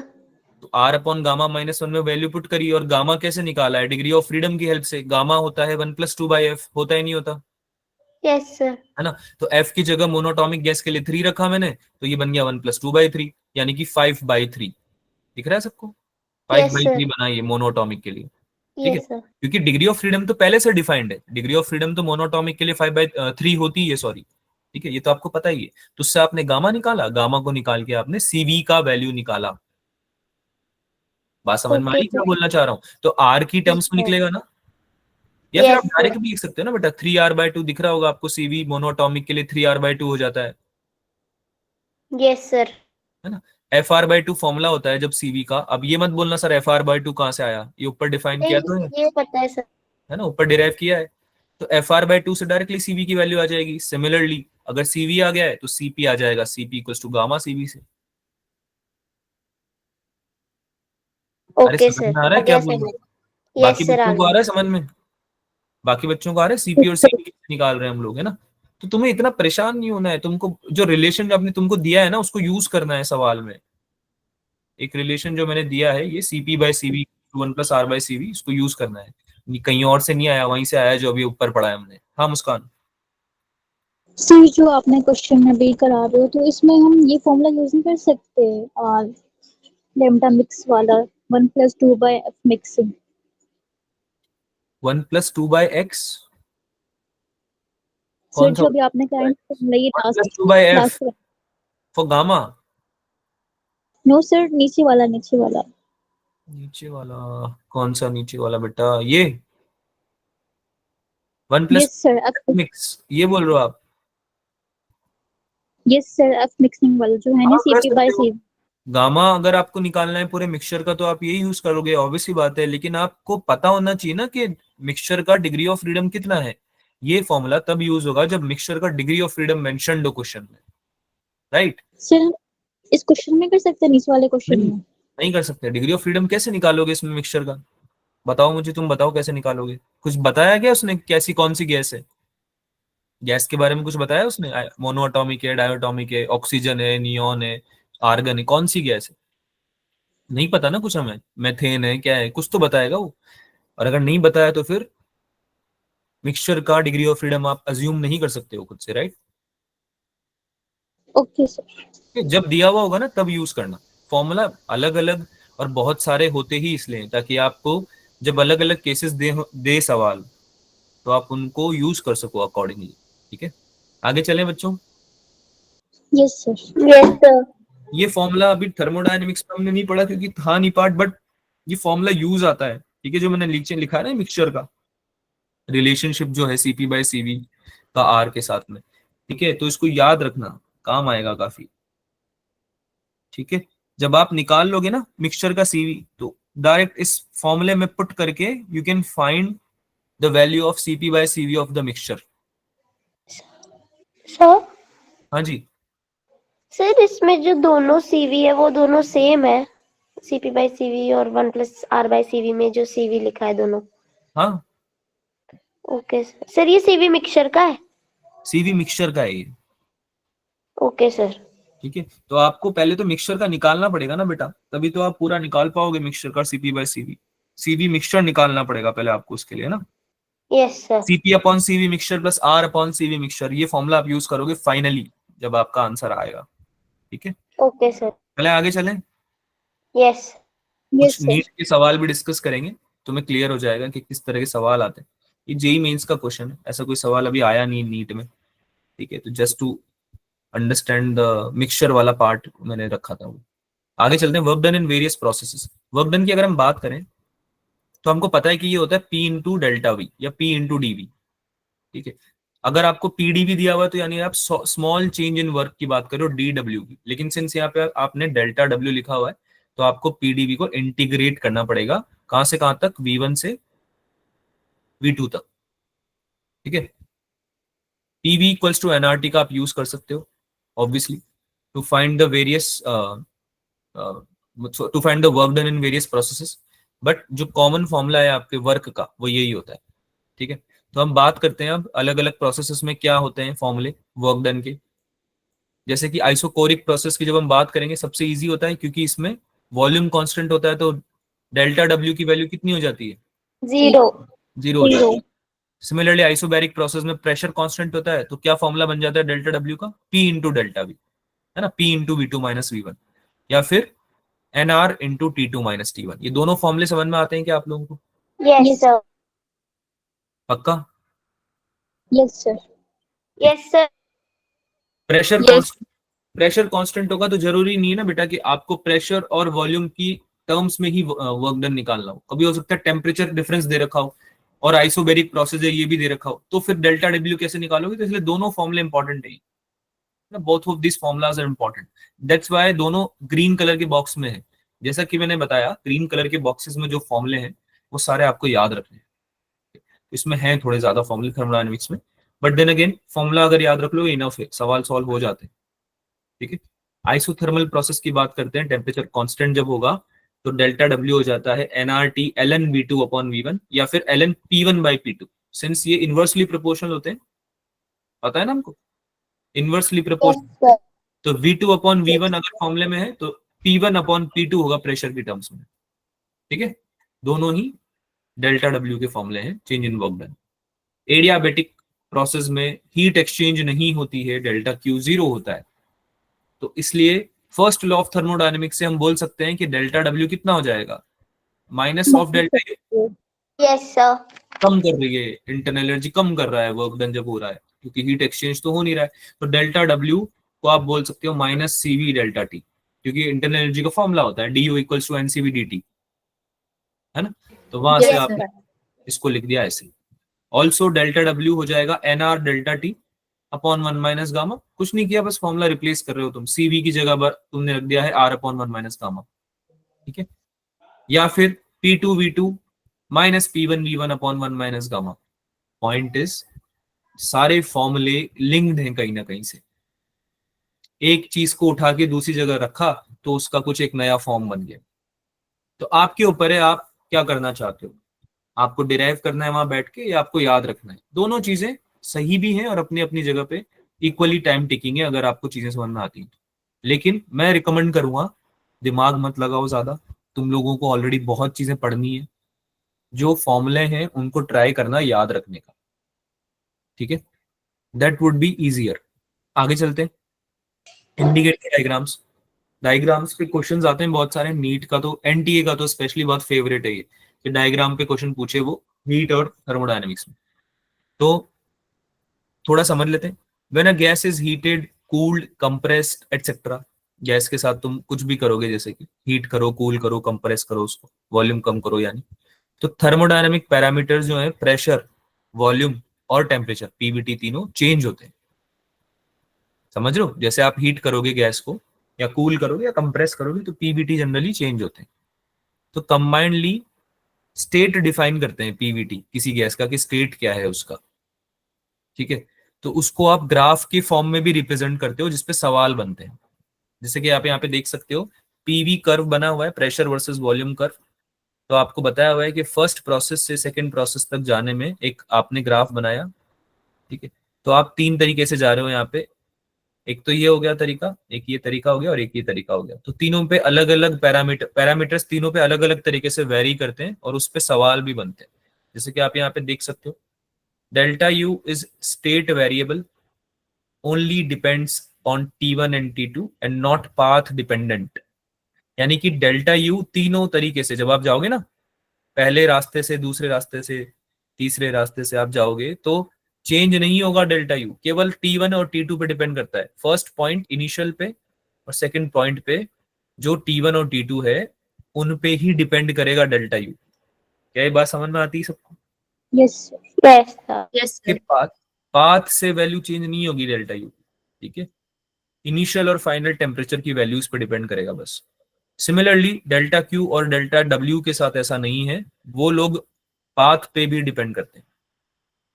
और प्रेशर और वॉल्यूम कैसे रिलेटेड है, उनके बीच का रिलेशनशिप क्या है, कैसे चेंज हो रहा है प्रेशर और वॉल्यूम एक दूसरे के साथ में या कांस्टेंट है, उस पर डिपेंड करेगा कि डेल्टा क्यू और डेल्टा डब्ल्यू की वैल्यू क्या क्या है अलग अलग प्रोसेसेस में। ठीक है, तो ये आपको ग्राफ देख के ही इंटरप्रेट करना है। आगे चलते हैं, साइक्लिक प्रोसेसेस की बात करते हैं। एक ऐसा प्रोसेस जिसमें कि इनिशियल और फाइनल स्टेट सेम रहती है, यानी कि जहां से स्टार्ट किया ऑलमोस्ट वहीं पे कंप्लीट हो रहा है। बात समझ में आ रही है? जैसे यहां से चालू किया आपने प्रोसेस को तो ये कंप्लीट भी यहीं पे हो रहा है, टर्मिनेट भी यहीं हो रहा है, तभी तो साइक्लिक बोलेंगे उसको।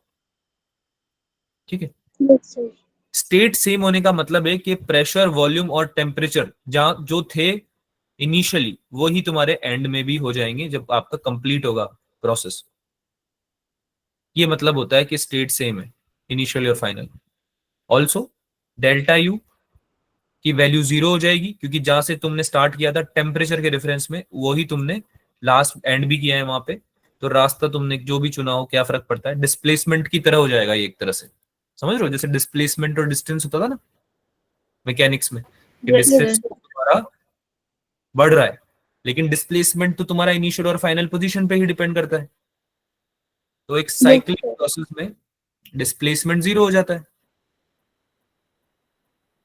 Yes, sir. समझ में आ रहा है? Yes, sir. Delta U is like that, ठीक है।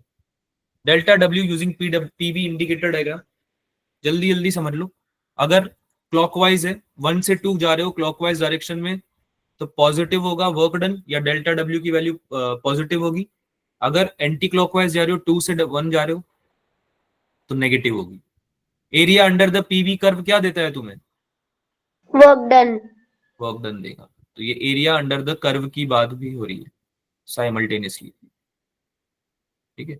ये तुम्हें डेल्टा डब्ल्यू की वैल्यू दे देगा, ठीक है। तो ये वैल्यू पॉजिटिव होगी, ये वैल्यू नेगेटिव होगी, क्योंकि आप 2 से 1 आ रहे हो, यानी कि आप एंटी क्लॉकवाइज साइक्लिक प्रोसेस में जा रहे हो। सारे साइक्लिक प्रोसेस है। Delta W using PV indicator diagram समझ रहे हैं, सॉरी नॉन साइक्लिक प्रोसेस है, लेकिन क्लॉकवाइज और एंटी क्लॉकवाइज पे डिपेंड करेंगे। सिमिलरली इसमें समझ में आया ना आपको ये कि क्यों हो रहा है? V1 से V2 जब आप जा रहे हो, वॉल्यूम बढ़ रहा है, yes delta sir. Yes, sir. और जब V2 से 2 से 1 आ रहे हो, तो डेल्टा V क्या बन गया? नेगेटिव हो गया। नेगेटिव। तो डेल्टा W भी क्या होना चाहिए? नेगेटिव। Negative. साइक्लिक प्रोसेसेस की बात करें पीवी डायग्राम में, लेट से, तो अगर क्लॉकवाइज है अगर, तो पॉजिटिव माना जाता है डेल्टा डब्ल्यू, है ना। आपका वर्क Yes. पॉजिटिव माना जाता है, फिजिक्स की बात हो रही है, फिजिक्स में ऐसा ही होता है। और एंटी क्लॉकवाइज है अगर, काउंटर क्लॉकवाइज, तो नेगेटिव माना जाता है, क्योंकि मानते हैं हम इस बात को कि हीट सप्लाई हो रही है अगर क्लॉकवाइज प्रोसेस है तो, और डेल्टा यू की वैल्यू 0 है क्योंकि साइक्लिक प्रोसेस है। ये तो आपको वैसे Yes. समझ में आ गया होगा अभी तक। लेकिन हीट रिजेक्ट होगी जब एंटी क्लॉकवाइज प्रोसेस होगा, इसलिए डेल्टा डब्ल्यू की वैल्यू नेगेटिव मानी जाती है। For a non cyclic process, area is between curve and we axis. ये तो तुमने अभी समझ ही लिया, एरिया अंडर द कर्व होता है। वॉल्यूम बढ़ा, डेल्टा डब्ल्यू पॉजिटिव, वॉल्यूम कम हुआ, डेल्टा डब्ल्यू नेगेटिव। आगे चलते हैं। ये साइक्लिक और मतलब ये क्लॉकवाइज और काउंटर क्लॉकवाइज वाली बात समझ में आई ना सबको? Yes, sir. Yes Yes, sir. sir. इसके क्वेश्चन भी आया था शायद तुम्हारे टेस्ट में, अभी मॉक टेस्ट में। Yes sir. Right. चलो आगे चलते हैं। अब जैसे तुमने पीवी कर्व की बात करी, तो सवाल को कॉम्प्लिकेट कैसे बना देगा वो? पीवी कर्व की जगह वीपी कर्व दे देगा, है ना। वाई एक्सिस पे वॉल्यूम रख देगा और एक्स एक्सिस पे प्रेशर रख देगा। तो अभी भी आपको जो कर्व बनाना है ना, एरिया निकालना है, एरिया अंडर द कर्व निकालना है, वो वॉल्यूम वाले एक्सिस के साथ ही निकालना है। ये समझ में आ रही बात? 1 पॉइंट से 2 पॉइंट तक जा रहे हो ना, तो जो ग्राफ बनेगा, इस ग्राफ के साथ, ग्राफ को किसके साथ लेना है एरिया इसका? वॉल्यूम वाले एक्सिस के साथ। Volume के साथ. इसका रीजन क्या होता है? क्योंकि P इंटू डेल्टा भी होता है ना वर्क डन, तो Yes, Yes, sir. sir. Volume की चेंज को आपको कंसिडर करना पड़ेगा ना। तो वॉल्यूम के चेंज को कंसिडर करने के लिए आपको वॉल्यूम वाले एक्सिस के साथ ही ग्राफ बनाना है। ऐसा नहीं तुमने प्रेशर के साथ बना दिया, अगर उसने पीवी की जगह वीपी दे दिया तो। ये बात ध्यान रखना, कॉमन मिस्टेक है, गलती हो जाती है, ठीक है। सिंस आप यहाँ पे देख पा रहे हो कि वॉल्यूम आपका बढ़ रहा है, 1 से 2 जा रहे हो अगर, तो वॉल्यूम क्या हो रहा है बच्चों? बढ़ Increase. रहा है. बढ़ रहा है। V1 से V2 जा रहे हो ना, इंक्रीज हो रहा है, तो यहाँ पे पॉजिटिव होगा, वर्क डन क्या हो जाएगा? Positive. Positive. Positive. Again VP curve में, सिंस पीवी कर्व में क्लॉकवाइज प्रोसेस यील्ड कर रहा था पॉजिटिव वर्क डन, तो अब क्लॉकवाइज प्रोसेस वीपी कर्व में क्या यील्ड करेगा? Negative. Negative. नेगेटिव। उल्टा हो जाएगा ना बिल्कुल। Yes, sir. Yes sir. Yes, sir. समझ में आती है ये बात? Yes, sir. Yes, sir. अगर पीवी कर्व में तुम्हारा क्लॉकवाइज प्रोसेस वॉल्यूम में इंक्रीज ला रहा था, तो अब वीपी कर्व में क्लॉकवाइज प्रोसेस वॉल्यूम में डिक्रीज ला देगा। Yes, sir. बात समझ में? Yes sir. Yes, आगे sir. सुन। है ना। तो इस वजह से नेगेटिव हो जाता है। ये ध्यान रखना है, बहुत कॉमन मिस्टेक होती है। पीवी की जगह वीपी दे दिया क्वेश्चन ने, तो तुम अभी भी क्लॉकवाइज को पॉजिटिव मार्क करके आ जाओगे, गलत करके आ जाओगे सवाल को, ठीक है, तो ऐसा मत करना। कुछ एग्जाम्पल ले लेते हैं। इलिप्टिकल साइक्लिक प्रोसेस भी दे देता है कभी कभी, तो उस केस में delta W area under the curve से निकालते ही है। तो कैसे निकालेंगे भाई, आपको बस एरिया निकालना है इलिप्स का। एरिया होता है पाई ए बी। ए क्या होता है, ये V1 और V2 के बीच का जो डिफरेंस होता है, सेमी मेजर एक्सिस और सेमी माइनर एक्सिस पढ़ा होगा आपने इलिप्स के केस में, यस सर। ठीक है। तो ये V2 minus V1 divide by 2 आपका सेमी मेजर एक्सिस A होता है, और P2 माइनस P1 यानी इन दोनों के बीच की दूरी डिवाइड बाय 2 आपका B होता है। तो ये फॉर्मूला हो जाता है आपका डेल्टा W का। इलिप्टिकल प्रोसेस अगर दिया हुआ हो, आ जाता है क्वेश्चन कभी कभी, इसलिए लिख दिया मैंने, डिस्कस कर लिया। एडियाबेटिक प्रोसेस की बात कर लेते हैं, कुछ इंपॉर्टेंट फॉर्मुलेस। पीवी की power gamma equals to constant होता है ये एडियाबेटिक प्रोसेस। इसको अगर आप डिफरेंशिएट करोगे इस इक्वेशन को, इक्वेशन नंबर 1 को विद रिस्पेक्ट टू वॉल्यूम, तो ये बन जाएगा DP by DV dot V की पावर गामा कांस्टेंट लेके करा एक बार, दूसरी बार आपने पी को कांस्टेंट ले लिया और वी की पावर गामा को डिफरेंशिएट किया, तो ये क्या बन गया, गामा वी गामा -1। समझ में आया सबको? Yes sir. पी की पावर एक्स, इसका डिफरेंशिएशन क्या होता है, एक्स की पावर पी की एक्स इंटू पी की पावर एक्स -1, ये बनता है डिफरेंशिएशन, है ना? ऐसे डिफरेंशिएट करते हैं ना भाई। Yes sir. Yes sir. ठीक है, तो यहाँ पे आपने सेम तरीके से चेन रूल से डिफरेंशिएट किया इसको, और सिंस राइट साइड में कांस्टेंट था तो इसका डिफरेंशिएशन 0 हो जाएगा। तो इससे हमें एक बहुत ही इंपॉर्टेंट रिलेशनशिप मिला, DP by DV equals to minus gamma P by we.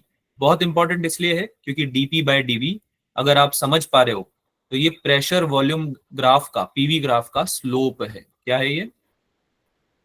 Slope. Slope है। समझ में आ रहा है कैसे? अगर y x ग्राफ होता है तो उसमें dy बाय dx ही तो होता है स्लोप, यस सर। है ना? यस सेम तरीके से पीवी ग्राफ में डीपी बाय डीवी हो जाएगा। तो इसलिए स्लोप हमने निकाला है, बहुत इंपॉर्टेंट है, क्योंकि जब भी ग्राफ आएगा पीवी के बीच में या किसी भी और के बीच में भी आ जाए, पीटी या टीवी के बीच में भी आ जाए, वीटी के बीच में भी आ जाए, तो आप स्लोप निकाल के बता सकते हो रिलेशनशिप, ठीक है। So DP by DV is minus gamma P by V. Similarly T और पी के साथ भी हम पीवी इक्वल्स टू एनआरटी, पता है ना हमें, सबसे बड़ी इक्वेशन। इसको यूज करते हुए अलग अलग तरीके से हम टेम्परेचर और प्रेशर के बीच में भी निकाल सकते हैं, टी की पावर गामा पी की power 1 minus gamma equals to constant. इसको जब डिफरेंशिएट करेंगे तो डीपी बाय डी टी बन जाएगा gamma upon gamma -1 P by T. अब ये तुम्हें याद रखने वाली चीज नहीं है तुम्हारी, तुम्हें जो याद रखने वो केवल ग्रीन बॉक्सेस हैं, ये याद रख लेना। ये भी तुम्हारा एडियाबेटिक प्रोसेस ही होता है, ये बताया गया है आपको। क्या बताया ये, कि कभी इस तरह से आ जाए तो कंफ्यूज मत होना, ये भी क्या है, एडियाबेटिक प्रोसेस। Adiabatic process. ये भी क्या है, एडियाबेटिक प्रोसेस। Adiabatic process. तो इस फॉर्म में भी कभी क्वेश्चन आ गया, इक्वेशन आ गई, तो समझना कि एडियाबेटिक प्रोसेस की बात हो रही है, ठीक है। ऑल्सो जो आपको स्लोप मिलेगा, ठीक है, यहाँ पे पीटी ग्राफ का जो स्लोप होगा वो आपको डीपी बाय डीटी दे देगा, ठीक है। तो इससे भी आप निकाल सकते हो gamma upon gamma -1 upon into P by T, इससे भी स्लोप निकल जाएगा। अब इसका यूज आता है अलग अलग जगह पे, ठीक है। एक सवाल है जो कि मैं बाद में करा दूंगा तुम्हें, ठीक है। यहाँ पे आइसोथर्मल वैसे, हाँ, इसका एक रिलेशनशिप डिस्कस कर लेते हैं पहले। जैसे अगर पीवी ग्राफ दिया हुआ है, पीवी ग्राफ अगर दिया हुआ है तो उस केस में आपको ये ध्यान देना है कि आइसोथर्मल प्रोसेस के लिए तो पीवी कांस्टेंट होता है और एडियाबेटिक के लिए पीवी की पावर गामा कांस्टेंट होता है। तो जब आप दोनों को डिफरेंशिएट करोगे तो ये तो बन जाएगा DP by DV equals to minus P by V. ये समझ में आ रहा है डिफरेंशिएट कैसे किया इसको? Yes sir. Chain rule use किया, सिंपल है ना। लेकिन जब फर्स्ट इसको करोगे, एडियाबेटिक वाले को डिफरेंशिएट करोगे, तो ये बनेगा slope minus gamma P by V. तुमको पता है गामा की वैल्यू तो पॉजिटिव होती है ना। या फिर अगर तुम इसका मैग्नीट्यूड भी निकालना चाहो तो पी बाय वी के आगे गामा लगा हुआ है ना एडियाबेटिक में, तो यस सर। आइसोथर्मल में तो केवल पी बाय वी है। तो इससे हमें ये भी चीज प्रूव हो गई कि भाई आपका जो एडियाबेटिक का स्लोप है, मैग्नीट्यूड है डीपी बाय डीवी का, वो बड़ा होना चाहिए किससे, आइसोथर्मल। ये बहुत इंपॉर्टेंट डिडक्शन है, बहुत शॉर्ट में मैंने मेंशन किया हुआ है। जब भी ग्राफ आएगा याद रखना, जिसका स्लोप स्टीपर है, स्टीपर समझते हो,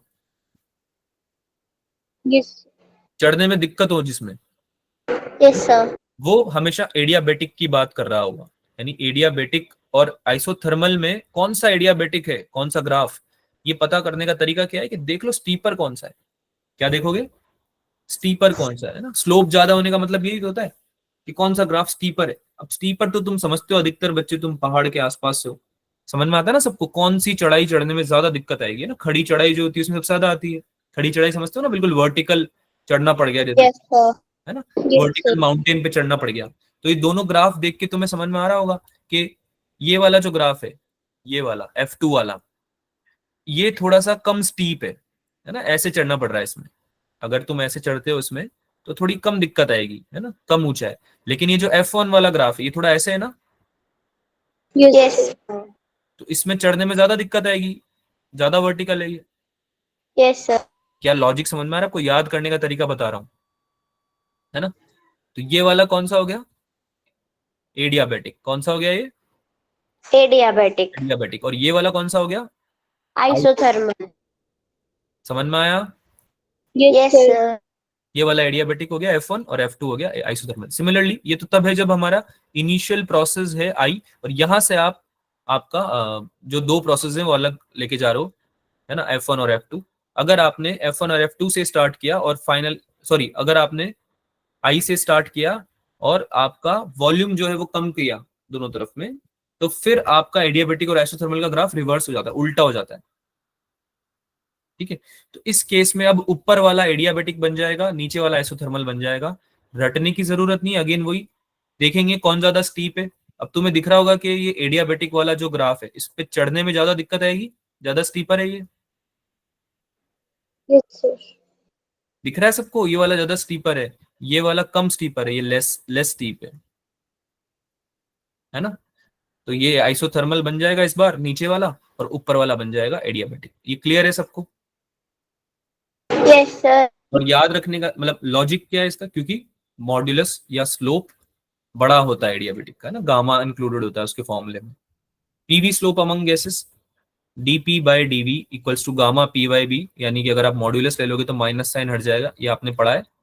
कई बार सवाल में अलग अलग गैसेस के बीच में भी कंपैरिजन करवा लेता है, तो जैसे mono atomic, diatomic, polyatomic gases के बीच में कंपैरिजन है, तो तुम्हें पता है कि गामा क्या क्या होता है तीनों का, अभी तुमने टेबल में पढ़ा हुआ है ऊपर, तुम्हें पता होनी चाहिए। मोनो एटॉमिक का गामा सबसे बड़ा होता है, यानी कि उसकी स्लोप की वैल्यू भी सबसे बड़ी होगी। तो सबसे ज्यादा मुश्किल जो होगी चढ़ने में वो किसमें होगी, मोनो एटॉमिक। मोनोएटॉमिक। तो इसलिए इस ग्राफ को देखूं अगर चारों ग्राफ को, तो मुझे दिख रहा है कि ए वाला मोनो एटॉमिक है।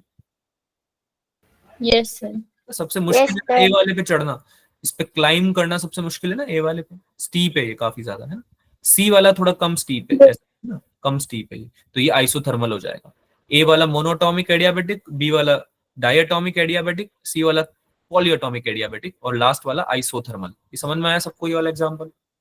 Yes, sir. ठीक है, एक लास्ट रिवर्सिबल पॉलीट्रॉपिक प्रोसेस पढ़ लेते हैं। This is like a process which includes every other process. Polytropic process basically combination होता है सारे प्रोसेस का। इसको रिप्रेजेंट करते हैं पीवी की power X equals to constant से।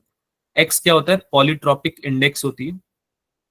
तो रिवर्सिबल प्रोसेसेस वो प्रोसेस होते हैं जो कि बहुत स्लो प्रोसेस, क्वासी स्टैटिक होते हैं, यानी कि बहुत स्लो होते हैं, such that the system is always in thermodynamic equilibrium and non dissipative, यानी कि loss in energy due to friction, viscous forces, non conservative forces basically नहीं होते हैं।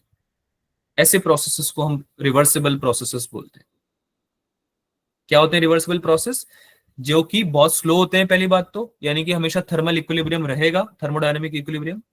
और दूसरा क्या रूल होता है रिवर्सिबल में, कि नॉन कंजर्वेटिव फोर्सेस जो हैं उनकी वजह से कोई एनर्जी में लॉस नहीं हो रहा है। बात समझ में आई? Yes, sir.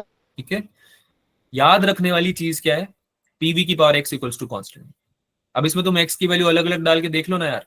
अगर एक्स की वैल्यू क्या डालोगे, जीरो डालोगे, एक्स की वैल्यू जीरो डालोगे तो क्या बन जाएगा, ये v की पावर 0 1 बन जाएगा, तो p equals to Yes, constant हो जाएगा, यानी कि yes, isobaric. yes, sir. x equals to 0 पे क्या बन गया, ये पॉलीट्रॉपिक, आइसोबैरिक। x की Yes, वैल्यू 1 डालो, क्या बन रहा है बताओ जल्दी। PV is equals to constant. Isothermal process. Isothermal. ठीक है, और क्या बन सकता है? पीवी की पावर, अगर एक्स की जगह इंफिनिटी रख दूंगा तो क्या बन जाएगा? पीवी की power infinity equals to constant, है ना। एक्स की वैल्यू अगर इंफिनिटी रख दी तो मतलब पीवी की power X equals to constant, यानी कि आपका जो प्रोसेस है वो आइसोकोरिक बन गया है ना। वॉल्यूम में चेंज ही नहीं आ रहा है, कितना ज्यादा हीट आप डाल दो वॉल्यूम में चेंज ही नहीं आ रहा है, तो आपका प्रोसेस कौन सा बन गया? आइसोकोरिक बन गया है। Isocoric process. सबसे इंपॉर्टेंट पार्ट है मोलर हीट कैपेसिटीज निकालना। ये अभी अभी तुमने डिस्कस भी किया था, C equals to CV plus R upon 1 minus X. इस फॉर्मूले को याद रखना, इससे डिराइव होंगी आपकी सारी heat capacities for polytropic process. यानी कि अगर x की वैल्यू इंफिनिटी लोगे तो C बन जाएगा CV, x की वैल्यू 0 लोगे तो अभी डिस्कस किया आइसोबैरिक बन जाएगा, यानी CP यूज करेंगे। x की वैल्यू 1 ली तो क्या हो जाएगा? टेम्परेचर कांस्टेंट हो जाएगा। x की वैल्यू 1 लेने पे टेम्परेचर कांस्टेंट हो जाएगा।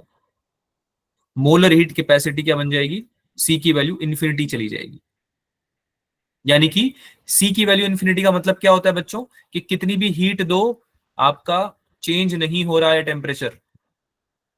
समझ में आई बात? मोलर हीट कैपेसिटी बताती तो यही है तुम्हें कि कितनी हीट दोगे जिससे कि 1 यूनिट बढ़ जाए टेम्परेचर बॉडी का, यही होता है ना, 1 यूनिट बढ़ जाए टेम्परेचर। अरे हीट कैपेसिटी का डेफिनेशन क्या होता है? Amount of temperature required to rise it. नहीं, amount of heat required to rise the temperature by 1 unit. हाँ, तो x इक्वल्स टू 1 का मतलब ये है इसमें कि आपने C की वैल्यू इंफिनिटी बना दी है, यानी कि तुम कितनी भी हीट दे दो तुम्हारा टेम्परेचर राइज हो ही नहीं रहा है, कांस्टेंट है वो। ठीक है, यानी कि आइसोथर्मल प्रोसेस, राइट। तो ये सारे याद रख लेना यार। Yes, sir. फ्री एक्सपेंशन, इसको पढ़ लेना बस, एज सच कोई ज्यादा क्वेश्चन आते नहीं। फ्री एक्सपेंशन मतलब जैसे राइट साइड में कुछ गैस नहीं है तो यानी कि आपका कोई मेहनत ही नहीं लग रही राइट साइड में ले जाने में।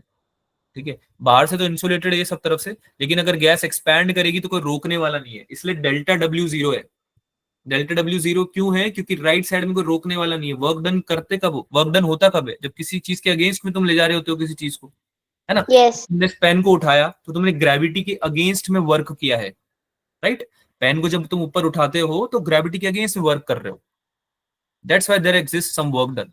बट अगर तुम किसी के अगेंस्ट में कुछ कर ही नहीं रहे हो, फ्रीली और ये सब चीजें, तो डेल्टा डब्ल्यू की वैल्यू क्या होती है? जीरो। Zero. ऐसा होता है फ्री एक्सपेंशन में, याद रखना, इस पे सवाल आ जाते हैं। और बाकी ये सारी चीजें जो है वो आपको पढ़नी है, समझ में आ जाएगी आपको।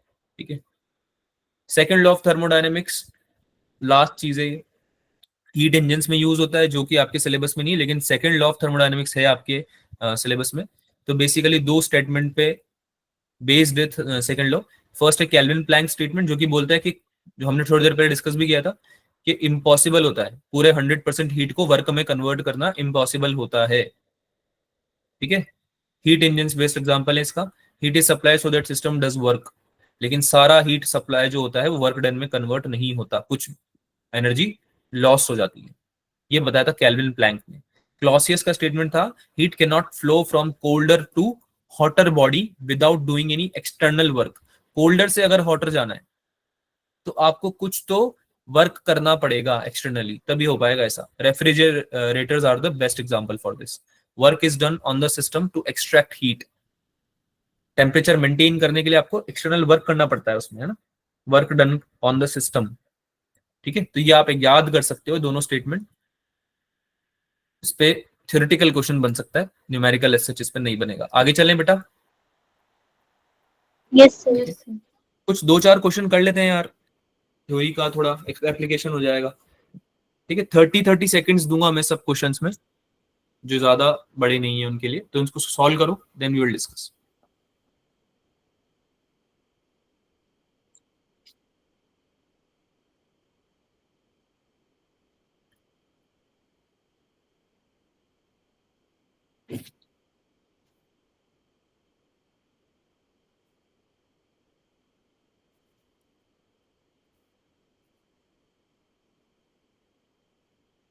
हुआ?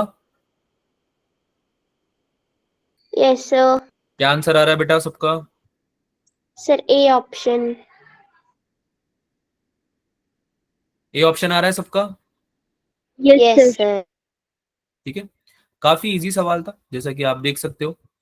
आपको बताना है कि कौन सा ट्रू है स्टेटमेंट इसमें। तो फर्स्ट लॉ ऑफ थर्मोडायनेमिक्स का यूज कर सकते हैं हम इसमें, delta Q equals to delta W, delta Q equals to delta U plus delta W, है ना। फर्स्ट लॉ ऑफ थर्मोडायनेमिक्स बोलता है ना ये।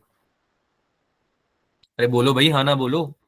ठीक है, यस यस एडियाबेटिक प्रोसेस में, सिंस हमको पता है कि एडियाबेटिक की जब बात करेंगे तो डेल्टा क्यू की वैल्यू क्या होती? 0। 0। यस तो सर। डेल्टा डेल्टा यू क्या बन जाएगा? Minus times delta W. Yes sir. कौन सा ऑप्शन सही है? A option. ठीक है, इजी है। Yes sir. Yes sir. अगला सवाल 2022 में आया था नीट में, करो सॉल्व करो।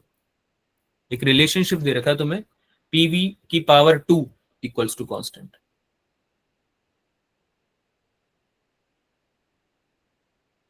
ठीक है, तो तुमको रिलेशनशिप ड्रॉ करना है प्रेशर और वॉल्यूम के बीच में, यानी कि P1 V1 initially P1 V1 T1 से जब फाइनल स्टेट पे ले जा रहे हो आप किसी चीज को, किसी बॉडी को, किसी आइडियल गैस के थ्रू P2 V2 T2 पे, तो क्या रिलेशनशिप बनेगा उनके बीच में? अच्छा, C कांस्टेंट है जो यहाँ पे दे रखा है। ठीक है,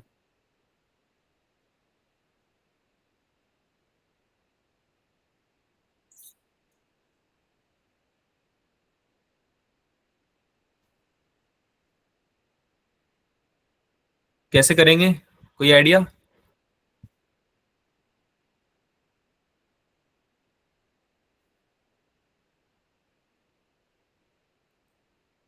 मेरी आवाज आ रही है? Yes sir. कोई आइडिया कैसे करेंगे?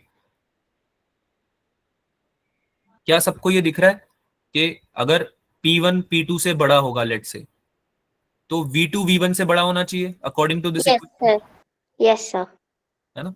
PV की पावर 2 अगर कांस्टेंट है, तो अगर P1 बड़ा होगा P2 से, तो ये क्लियरली दिख रहा है हमें, सिंस ये P जो है इनवर्सली प्रोपोर्शनल है आपके V स्क्वायर के, V की पावर 2। ठीक है, तो V2 बड़ा होना चाहिए V1 से, यस सर। Yes sir. ये दिख रहा है सबको। तो ए ऑप्शन तो गलत हो गया, बोलो हाँ या ना। Yes sir. ठीक है, PV equals to NRT follow करेगा ये?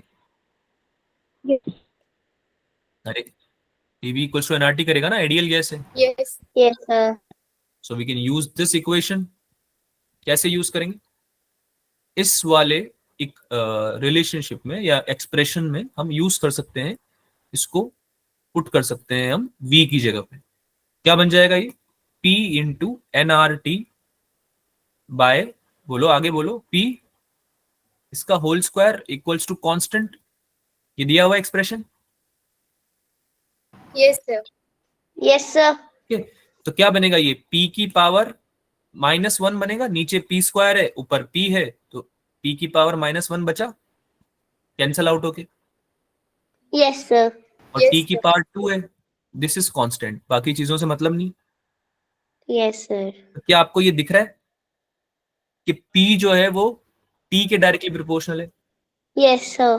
यस सर दिख रहा है? Yes sir. इससे दिख रहा होगा p जो है डायरेक्टली प्रोपोर्शनल है t स्क्वायर के। अरे ये 1/p है, p की पावर -1 का मतलब 1/p है, कंफ्यूज क्यों हो रहे हो? यस है ना, सर। 1/p। तो p is directly proportional to t square का मतलब क्या हुआ कि अगर p1 p2 से बड़ा है तो t1 भी t2 से बड़ा होगा। बड़ा होगा।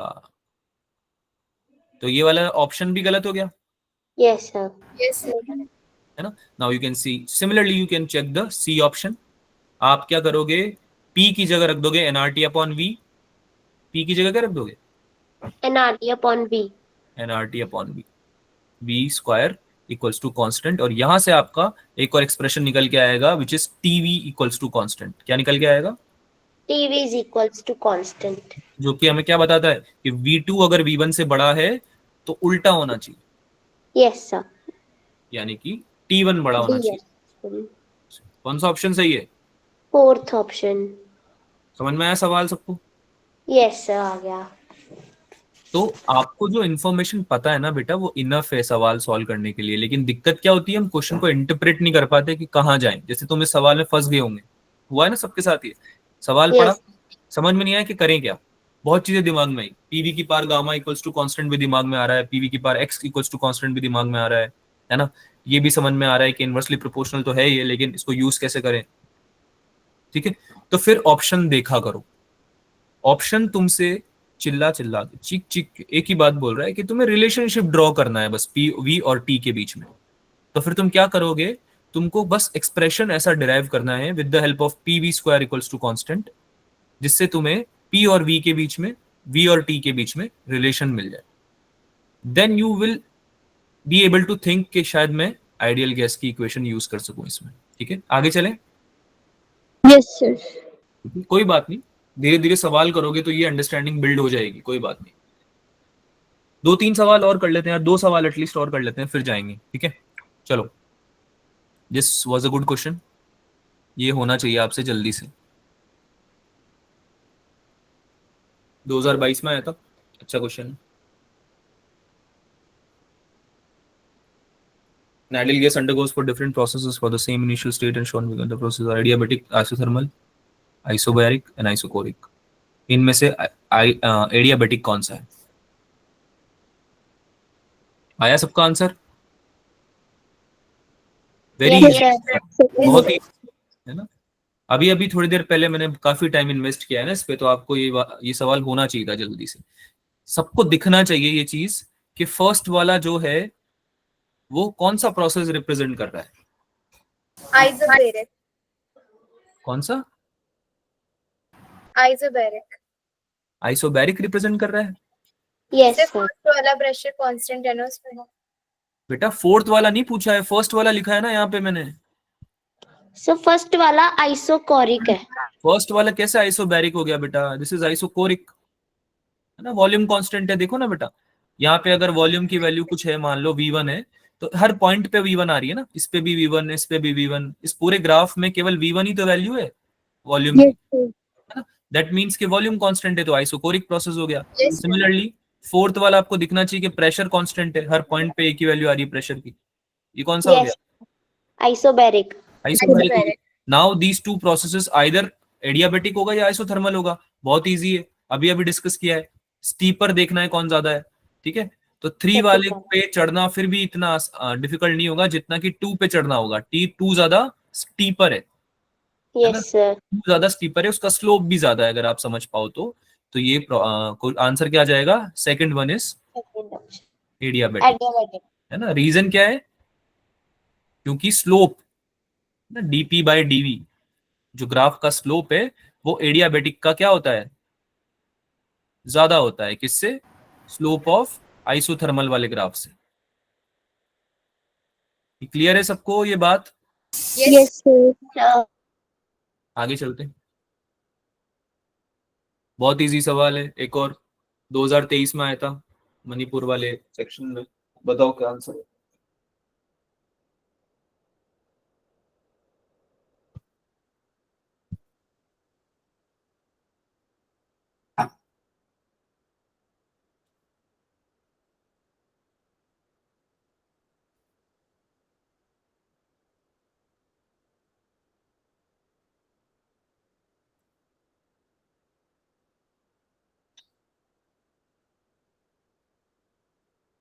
आया?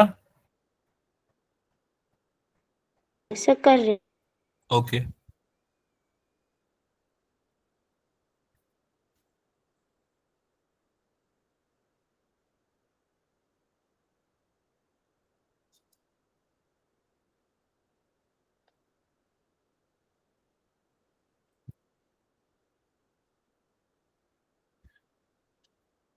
कोई भी यूनिट्स चेंज करने की जरूरत नहीं है, ये चीज आपको दिखनी चाहिए। कैसे दिखेगी?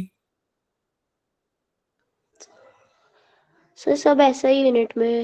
हाँ, प्रेशर भी न्यूटन पर मीटर स्क्वायर में दे रखा है ना। और वॉल्यूम भी दे रखी मीटर क्यूब में, तो मीटर मीटर तो पहले दिख जाने चाहिए। दोनों तरफ मीटर है तो कोई दिक्कत ही नहीं लाइफ में। ठीक है, तुमको बस आंसर निकालना है। आई डोंट नो इतना टाइम क्यों लग रहा है, तो बहुत इजी क्वेश्चन है। पेपर में भी ऐसे सवाल बिल्कुल विद इन 15 सेकेंड्स होने चाहिए ना। बहुत इजी सवाल है। क्या बोलेगा भाई, ए बी प्रोसेस के लिए पूछ रही है ना। Work done during isobaric process, यानी work done during A B process, is that right? A B वाला ही आइसोबैरिक है ना, प्रेशर कांस्टेंट है इसमें, बोलो हाँ या ना। Yes sir. ठीक है, तो ए बी प्रोसेस में फॉर्मूला लगाओ, क्या लगेगा, P into delta we. Work done yes sir. क्या हो जाएगा, प्रेशर की वैल्यू दे रखी है 3 into 10⁻², corresponding to A B, है ना। Yes sir. 3 वॉल्यूम है बी पॉइंट पे और ए पॉइंट पे 1 वॉल्यूम है, तो कितना हो जाएगा 3 - 1 which is 3 into 2 into 10⁻² which is 600। क्या दिक्कत थी इसमें यार, द इजी। सर पर ये हाँ बोलो। सर ये ट्रायंगल है ना, तो half into base into height नहीं होगा? अरे बेटा, पहली बात तो आप प्रेशर वॉल्यूम में पीवी के ग्राफ में वॉल्यूम वाले एक्सिस के साथ में ग्राफ बनाते हो, फर्स्ट चीज। दूसरी बात, आपको पूरे प्रोसेस में पूछ ही नहीं रहा है वो। क्या आपको क्वेश्चन ने बोला कि पूरे साइकिल का वर्क डन निकालो? स्पेसिफिकली वो बोल रहा है कि इस डाइसोबैरिक प्रोसेस के लिए निकालना है। तमन, इस वजह से मार्क्स नहीं आते हैं तुम्हारे, अब समझ में आ गया है मुझे। तुम सवाल ही नहीं पढ़ रहे हो ढंग से यार, बहुत सारे क्वेश्चंस में ऐसी गलतियां कर रहे हो आप। ठीक है, और भी कोई अगर कर रहा है तो समझ लो, क्वेश्चन पढ़ा करो एटलीस्ट 2 बार। ठीक है, 2 बार पढ़ो क्या पूछना चाह रहा है, समझ में आया तमन अब? Yes sir. आगे चलें? Yes sir. Okay sir. Yes sir. एक सेकेंड। स्क्रीन दिख रही है क्या? Yes sir. इसको रहने दो, ये तुम रखो होमवर्क में, काफी टाइम लग जाएगा, टाइम बचा नहीं है, तो ये वाला करते हैं। 110 joule of heat is added to the gaseous system whose internal energy is 40 joule, then the amount of external work done is what? 1993 में आया था। बेसिक कंसेप्चुअल क्वेश्चन है, इसको जल्दी से सॉल्व कर दो। इसके पहले वाला जो होमवर्क वाला है ना, उसमें कन्वर्जन लगेगा तुम्हें, तो कन्वर्जन यूज करते हुए आगे चलना, मतलब उसमें दिक्कत आया अगर तो बता देना। ठीक है, इजी है वैसे तो।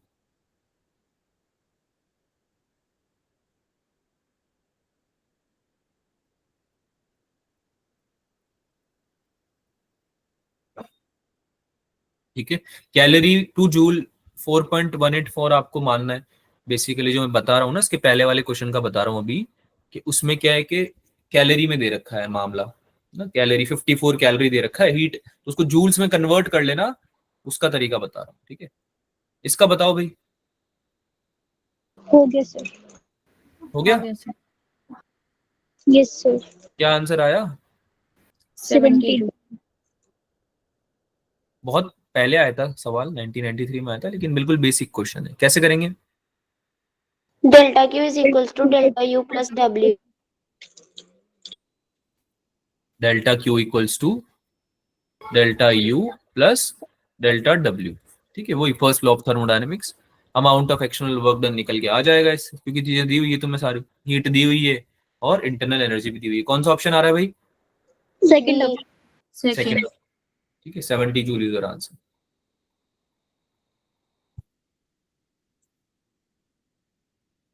ये वाला बताओ क्या आएगा? A B C D A, इस प्रोसेस से चल रहे हो आप, तो आपको वर्क डन बताना है by the gas along the path B सी।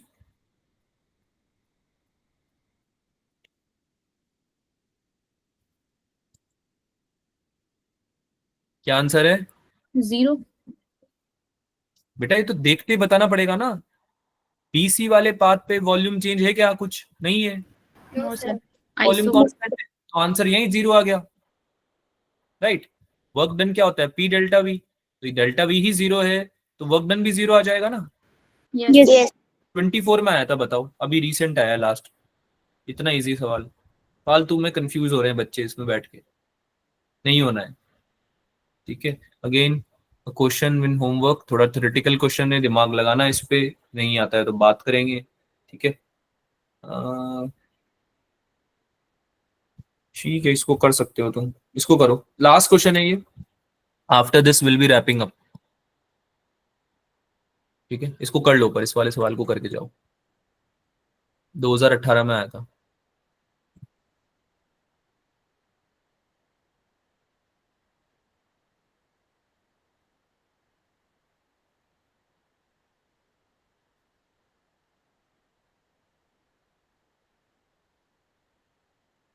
थोड़ी हेल्प कर देता हूं मैं अगर तुम्हें चाहिए तो। मोनोएटॉमिक गैस की बात हो रही है इसमें, यस सर। ठीक है। तो मोनोएटॉमिक गैस में तुमको लेना पड़ेगा degree of freedom 3, right? Yes sir. Right. तो जब वर्क डन निकालोगे, जो कि निकालना ही पड़ेगा, आपको दिख रहा होगा, इसमें दिखना भी चाहिए आपको कि आपको पूछ रहा है ये ratio of work done by the gas to the heat absorb by it, delta W by delta Q की वैल्यू पूछ रहा है, राइट? Yes sir. तो जब वर्क डन निकालोगे तो तुमको मानना पड़ेगा F की वैल्यू 3, ठीक है। अब फॉर्मूला क्या होता है वो तुम्हें पता होना चाहिए, डेल्टा यस W सर। का भी और डेल्टा Q का भी, ठीक है। करो, पढ़ाया भी है थोड़ी देर पहले। अच्छा, कौन से प्रोसेस की बात हो रही है, ये कौन सा प्रोसेस है ये?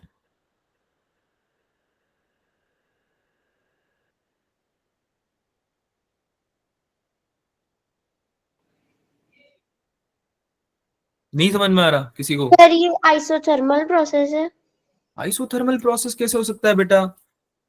टेम्परेचर सर चेंज ऐसे ही होता है A to B में।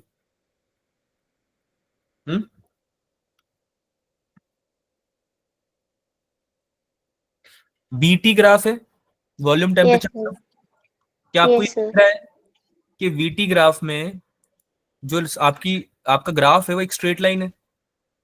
Yes Yes. सर। तो आपको ये दिखना चाहिए कि volume is directly proportional to temperature. Sir Why? Isobaric process है। Exactly, volume is directly proportional to temperature. दिख रहा है सबको ये? Yes, sir. That means V by T equals to constant. कौन सा प्रोसेस होता है ये? आइसोबैरिक। कौन सा होता है? आइसोबारिक। आइसोबैरिक, ठीक है। Sir second option. कौन सा आ रहा है? सेकंड? Yes sir. सेकंड यार मुझे आंसर तो याद नहीं, सेकंड तो नहीं है, सेकंड नहीं है इसका, शायद सी ऑप्शन है, थर्ड ऑप्शन आंसर है। अच्छा, आइसोबैरिक प्रोसेस है तो पी डेल्टा वी तुम्हारा जो फॉर्मूला होता है उसको तुम एन आर डेल्टा टी भी यूज कर सकते हो, ठीक है। और आइसोबैरिक प्रोसेस है, इसका हेल्प किस चीज में मिलेगा कि डेल्टा क्यू जो होगा वो एनसीपी डेल्टा टी हो जाएगा, एनसीबी डेल्टा टी नहीं होगा। क्या होगा? एनसीपी डेल्टा टी, ठीक है। ये हेल्प मिली है इससे। डेल्टा डब्ल्यू तो चलो तुम्हें पता है कि पी डेल्टा वी होता है या फिर एन आर डेल्टा टी होता है, ये पता है ना? अभी लिखवाया भी ऊपर, Yes, sir. T minus T A बन जाएगा ये delta T, T B minus T A. लेकिन आइसोबैरिक प्रोसेस है तो आपका डेल्टा क्यू जो है, जो आपको क्वेश्चन में निकलवा रहा है ये, वो क्या बनेगा? NCP delta T. क्या बनेगा?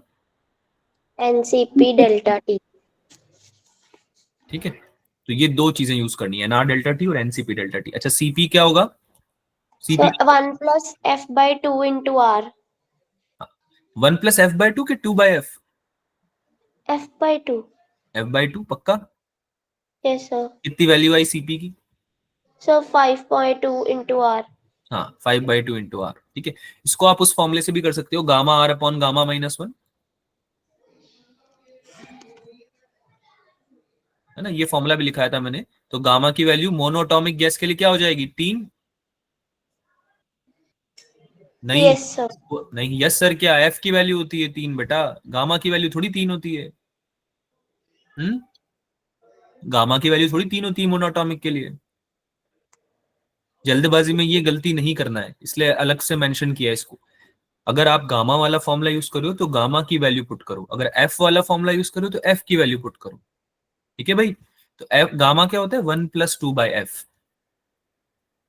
क्या होता है gamma? 1 plus 2 by F. 1+2 by F. अब आप एफ की जगह 3 पुट कर सकते हो फॉर मोनो एटॉमिक गैस, ठीक है। और उससे आप गामा की वैल्यू निकाल के और सीपी निकाल सकते हो, या आपको जो फॉर्मूला पता है दूसरा वाला उसको भी आप डायरेक्टली यूज कर सकते हो। सीपी की वैल्यू आनी चाहिए 5r/2, ये आएगी सॉल्व करके, ठीक है। इसको पुट करना है यहाँ पे एनसीपी डेल्टा टी की जगह पे। क्या बन जाएगा ये? Delta Q equals to N into 5/2 R delta T, और डेल्टा डब्ल्यू तो तुमने निकाल ही लिया, एन आर डेल्टा टी। तो delta T upon delta T, क्योंकि निकलवा क्या रहा है सवाल? Delta W upon delta Q तो निकलवा रहा है, ये समझ यस सर। सवाल पढ़ के। Ratio of work done by the gas to the heat absorb by it, तो ये तो पूछ रहा है। अरे बोलो यार, कुछ तो बोलो। Yes sir. ऊपर का डेल्टा टी और नीचे का डेल्टा टी, नीचे क्या आएगा n इंटू सीपी की जगह क्या लिख दूंगा 5r/2 डेल्टा टी। कैंसिल हो गया, यस सर। कैंसिल हो गया। क्या क्या बना, n से n भी कैंसिल हो गया, r से r भी कैंसिल हो गया, क्या बचा ये 2/5, क्या बचा 2/5। 1/2 नीचे था ना डिनोमिनेटर में, तो ऊपर जाके 2/5 बच जाएगा। C option is your right answer.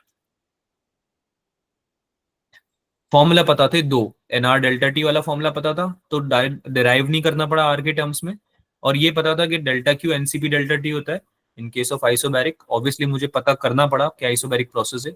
आपको भी दिखना चाहिए, वाई एक्स का ग्राफ है, स्ट्रेट लाइन है, तो वाई डायरेक्टली प्रोपोर्शनल होना ही चाहिए एक्स के। तो ये form question with in 30 second solve हो जाएगा, नहीं तो फिर टाइम भी लगेगा और शायद आपको गलत आंसर भी आ जाए। ठीक है, तो ये चैप्टर अगेन बता रहा हूँ फॉर्मूला बेस्ड चैप्टर है। जो ग्रीन बॉक्सेस हैं उनको याद करके जाना, कुछ सवाल सॉल्व कर लेना प्रीवियस ईयर क्वेश्चंस, तो ये चैप्टर थोड़ा सा आपको कॉन्फिडेंस दे देगा। ज्यादा डिफिकल्ट सवाल इस पे नहीं बनेंगे, ठीक है, थ्योरेटिकल सवाल बनने की ज्यादा प्रोबेबिलिटी है। तो एटलीस्ट जो मैंने दिए हैं होमवर्क में थ्योरेटिकल क्वेश्चंस, उनको जरूर सॉल्व करना। क्या ये बात क्लियर है सबको? Yes sir. कोई डाउट है क्या? No sir. कुछ पूछना है किसी को? थर्मोडी कंप्लीट हो चुका है। कुछ पूछना है किसी को? बेटा जल्दी बोलो यार, क्या कर रहे हो? No sir. Yes sir. ठीक है, तो यस नया कुछ क्वेश्चन प्रैक्टिस कर लेना इसके, और डाउट्स आते हैं तो बताना। ठीक है, yes sir. All right, bye bye, good night everyone. Bye, bye sir.